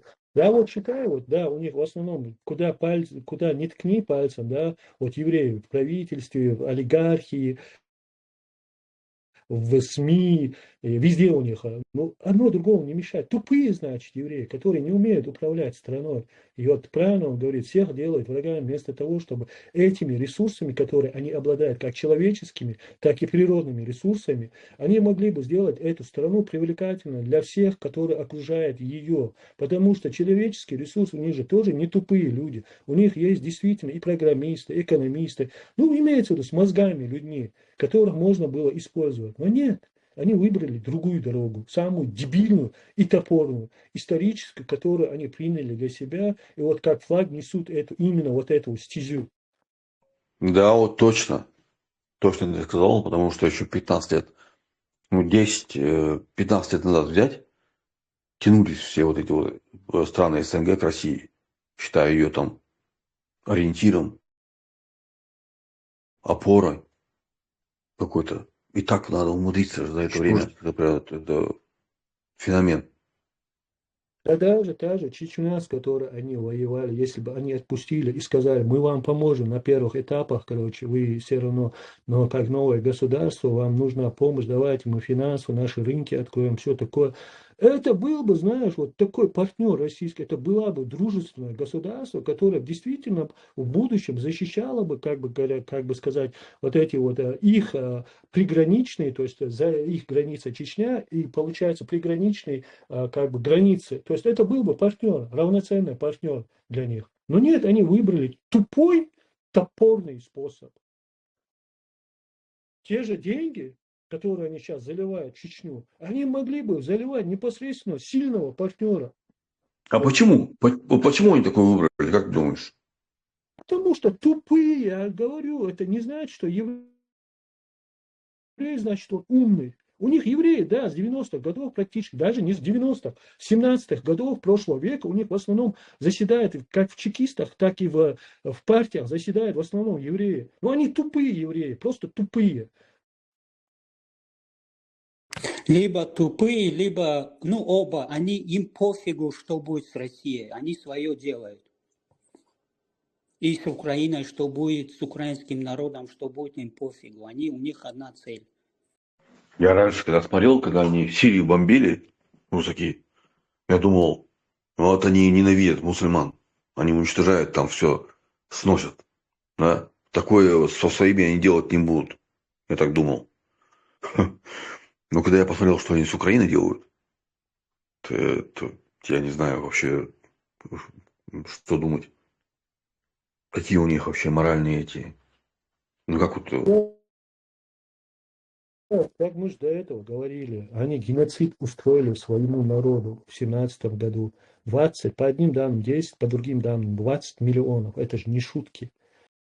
Ну, вот эти Троцкие, Мроцкие, они тоже ведь не русские были. Кстати, и Ленин, и все, они в Европе, они оттуда финансировались, и оттуда они пришли. С буржуазии пришли создали союз. Сами там как бы вели деятельность, а потом говорят, они буржуа.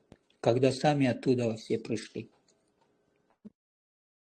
Кстати, Ататюрк тоже, как бы, сейчас выясняется, там я читал материалы, выясняется, что он тоже состоял в каком-то ордере европейском до, как бы сказать, того, как свернулась это государство, это империя османская. Там они до этого, оказывается, 1870 или 86-м, точно не помню, устроили теракты, устраивали против как бы этого царя, как его, ну, императора, да, можно сказать, императора. Там теракты устраивали, заставили уйти в отставку, как его, этого правителя. Ну, короче говоря, вот то же самое, что Ленин устраивал, один практически устраивал вот эти младотурки, и Да, их, оказывается, их главарь был этот Ататюрк. А что они сделали? Они да, потом, когда Ататюрк пришел к власти, он начал изничтожать все, что связано с исламом, и ну, как бы, да. он начал акцент делать на какую-то кучку арабов, которые там, типа, короче, восстали. Это была кучка арабов, то есть небольшое число. Типа, это они виноваты, то, что империя развалилась. А все, что они внутри, вот то, что Ленин, они что ровно один в один сделали. И в Турции, то есть, точнее, не халифате, а Османской империи, один в один то же самое они сделали. То есть пытались как бы скрыть именно тот факт, что причиной развала империи было именно внутренние вот эти вот теракты, можно сказать, по большому счету. И трагедия Турции в том, что они до сих пор не освободились от этого вот культ этого Ататюрка этого. Вот если от Ленина освободились в России, то в Турции нет. Там до сих пор портрет вешают. Какой от Ленина? Я же говорил в начале этого эфира вроде бы, что у них также в России и христианство, то есть то, что они там церкви строят, и вот этот вот номинальный поп у них, или как его, как этот главный поп у них, это чисто номинальная единица в их системе. То есть у них также Ленин, они также ходят на паломничество, также у них за стенами Нет, сенсей, стоят смотри. вот эти бюсты. Вот если раньше в каждом портрете, в каждом кабинете на чиновника висел портрет Ленина. Раньше. Сейчас такого нету. Сейчас Путин висит там. Везде. Ленина везде там обзывают, Никто, плохо про него рассказывают ничего, не дай бог, в России. в каком-нибудь постсоветском, как бы сказать, государстве снесут памятник Ленина, вой на всю планету бывает, ныть начинает, как вы смеете, да как вы можете, и тогда, и т.д., и т.д. А в Турции, я имею в виду, в Турции Ататюрк везде висит. Везде. Как Ленина убрали в России, а в Турции Ататюрк везде висит.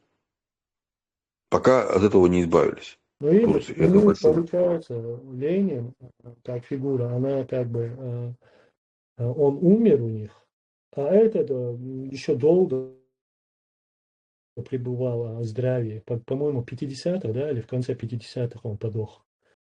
То есть успел, как бы, Он подох в 30-х, по-моему, годах от сифилиса, что ли, что-то такое.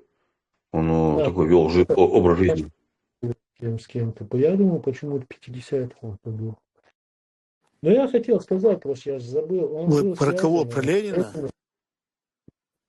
и про Ататюрка, и про В Ленина. То 38-м. есть синхронность их как бы действий он был один в один, когда они Российскую империю как бы сворачивали и Османскую империю сворачивали. Действия вот этих большевиков, что в Турции, что в России, они практически одинаковые. То есть по одной методичке действовали там.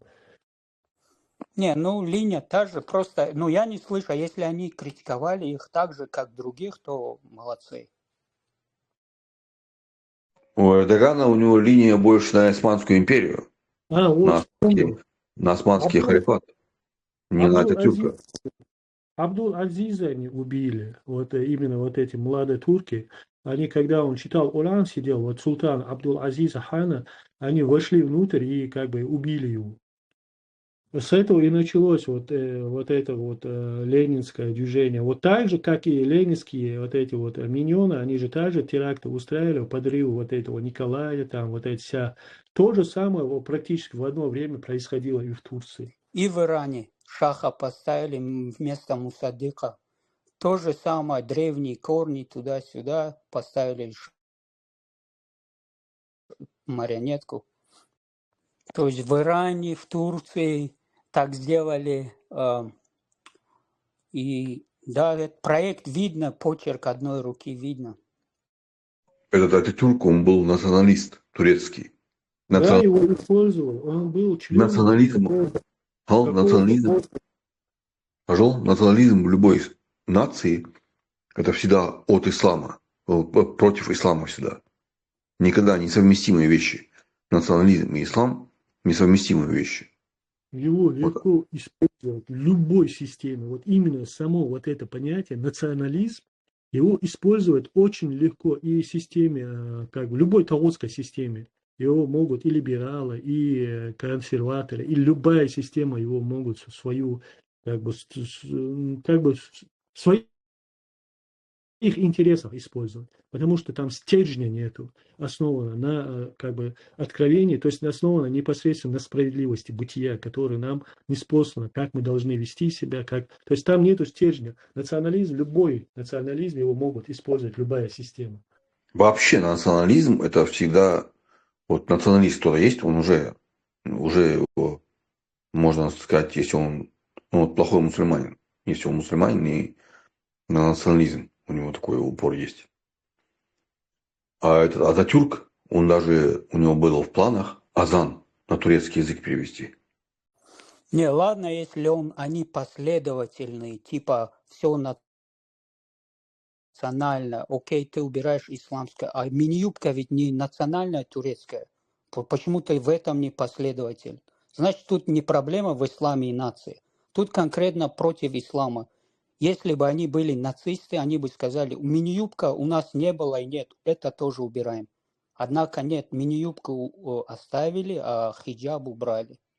То есть видно, что... Я об этом только что и сказал, что именно вот этот нездоровый национализм внутри общества, его легко использовать любые системы, кроме благородной системы, то есть кроме исламской системы. Там, где запрещается все скверное, плохое, и как бы утверждает все благое для человека. Вот этому националисты, именно вот эти вот нездоровые националисты, они будут всеми фибрами души противостоять. А всему вот наркотикам, казино, блядям, всякой масти, всем они этим будут довольны. То есть это нормально. Вот заметьте, вот эти вот русские националисты, и у них нету проблемы, если у них из-за как бы христианства выходит и становится атеистами или там буддистами, или я не знаю, какими-нибудь протестантами, или ну, кем угодно они могут стать, то только не мусульманами. Вот если они станут мусульманами, вот ты, короче, предатель там того, сего, короче, и все, начинаются вот эти слопли. Да, абсолютно точно. Это в Да. любых националистах, именно вот этих вот, как бы сказать, тупых национализмов, и вот именно любых националистов, вот возьми, именно исламу они противостоят. А всему Ну остальному, да. всему остальному, да, пожалуйста, приходите, творите. Смотри, что угодно. Рол, сенсей, а вот ты сказал нездоровый национализм. А есть вообще здоровый национализм? Нет, ну здорово, Всевышний нас создал народами, чтобы мы получали как бы какое-то удовольствие, что мы разные, да, у нас разная культура, разный язык, разный, чтобы мы как бы были, он создал нас разными для того, чтобы было разнообразие какое-то. Но установил ислам между нами всеми народами. То есть у нас могут оставаться наши национальные блюда, наши как бы национальные там одежда, ну культура, да, наша, которая не противоречит исламу. Это есть как бы здоровый национализм. Понимаешь, нам не говорят, чтобы мы все стали арабами, или там мы все стали чеченцами, или там все стали там, или создали какой-то общий там кавказский народ. Нет, нам не говорят. Изначально Всевышний нас создал народами. Поэтому нам не говорят, чтобы мы отрекались от этого. Но вот этот вот дебильный национализм, он на самом деле не национализм, вот этот тупой национализм, который они транслируют, это на самом деле космополитилизм, когда ты ничто и никто, то ты можешь раствориться, кроме ислама, во всем. И в тебе также могут раствориться все. И само понятие, на самом деле, национализм, это какое-то оно новое понятие. Оно действительно на самом деле носит какой-то негативный оттенок, если вот произносить его даже. Его не было, например, до 17 века, по-моему, и до 18 века его вообще не существовало понятие национализм. Были народы. То есть, если ты любишь свой народ, свою семью, там, я не знаю, своего брата, это хорошо, это нормально. У вас свои какие-то как бы обычаи, свои какие-то там правила. Но опять-таки, все, что не противоречит исламу, тебе Всевышний говорит, оставляй. Не выкидывай, не растворяйся. И даже, честно говоря, между вот есть народы, между которыми там азербайджанцы, армяне, да, например, как пример, ненависть там многолетняя. Вот на национальной основе ее преодолеть невозможно. Ее можно, ненависть, преодолеть только на религиозной основе. Вот так нет. Как религия, для этого ислам, для этого и существует как бы на земле. То есть одно из как бы его благодетелей для обществ, для людей на земле, именно то, что он объединяет народы на каких-то фундаментальных для человека правилах. То есть это и есть вот это вот скрепы, которые объединяют народы, но не растворяют их друг в друге. Смотри, если бы ислам, например, был в Армении, Азербайджане, в том же Иране, Ираке, везде, да, ну, например, я говорю, был бы везде суннитский, правильный ислам, потому что это и есть правильно. Давайте говорить как есть. Потому что шиитский ислам, он возник позже. Да, те же суфийские вот эти вот отклонения, они тоже возникли позже. Зачем мы берем то, что было позже, и не оставляем то, что было раньше? Если бы, например, все вот эти народы вокруг, они были бы например, на исламе, да, они любили бы друг друга ради Всевышнего, посещали друг друга в гости. Эти угощали бы их своим народным блюдом, эти своим народным блюдом. Они как бы были добрыми соседями друг другу. Вот эти всякие измы вводятся определенными группами людей, а потом меня называют заговорщиками. Как я могу быть не заговорщиками, если Всевышний в Коране говорит, что заговоры будут плести до конца времен шайтана из числа людей и джиннов. Их основная задача именно плести эти заговоры между людьми, даже между мусульманами, разделяя их внутри ислама. Кто это делает? Это не делают глупые люди. Если бы это делали глупые люди, оно бы, как бы сказать, через, я не знаю, максимум через поколение ушло бы, растворилось бы, как пепел. Но оно поддерживается же по сегодняшний день. Делят на секты, одну, вторую, третью, 71 секта у иудеев, 72 секты у христиан, 73 секты у мусульман. И другие, например, между собой тоже их постоянно делят. Делать, потому что есть определенный, я же говорю, есть сатана, который взял как бы слово Всевышнего и использует его, что он будет как бы до конца времен оставаться, ну, как живым, то есть его оставят, его не поместят, как, не убьют, что он будет до конца времен совращать сынов Адама. Это его основная задача. Ну, смотри, еще даже. И еще он после того, как его изгнали с рая, то есть изгнали с небес, он что, перестал, как бы сказать, плести эти козни? Нет, не перестал. У него тоже есть группы людей, то есть шайтанов, например, из числа джиннов и людей. И есть группы, которые друг о друге не знают. Например, этих он использует для этих для тех, этих для других. Это эсхатология элементарная для мусульманов. Ну, да. Наши, я не знаю, блогеры всякие, они так говорят, я типа, короче, не привержен теории заговоров. Но это ты отрицаешь, часть Корана. Я это всегда говорил. Обратно пришли к этому, ладно? Ассаламу алейкум, пошел. Да, еще более близкий пример. Вот связь пропала у меня. Более близкий пример такой осетины. Взять осетин. Вот я ингуш, Галаева. И к осетинам у меня, ну, скажем так, не совсем хорошее отношение. Да? По понятным причинам.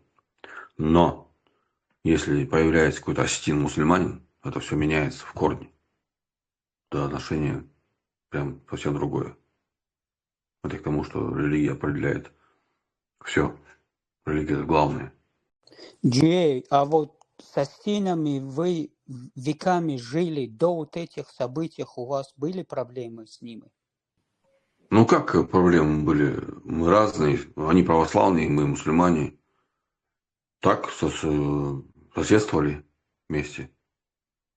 То есть до вот этой войны и территории 90-е годы у вас как бы особо вы с друг другом не конфликтовали? Нет, когда нас выслали в 1944 году, вот эту всю территорию Ингушетии все передали в Осетию.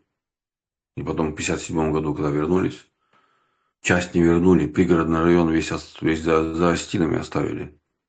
Ну, сам Владикавказ, ингушский, оставили за осетинами. И пригородный район тоже. У вас даже фамилии, по-моему, общие какие-то. Ну, несколько, там пару фамилий, да, есть общие. Ну так, больше ничего, в общем, нет. Так, друзья, давайте, пока мы такую паузу поймали, на этом, наверное, завершим. Почти 3 часа мы уже в эфире. На сегодня, я думаю, хватит. Постараемся. Ну, уже вряд ли на этой неделе, на следующей уже, наверное. Постараемся провести еще голосовые чаты. Все, давайте тогда. Ассаламу алейкум ва рахматуллахи ва баракатух.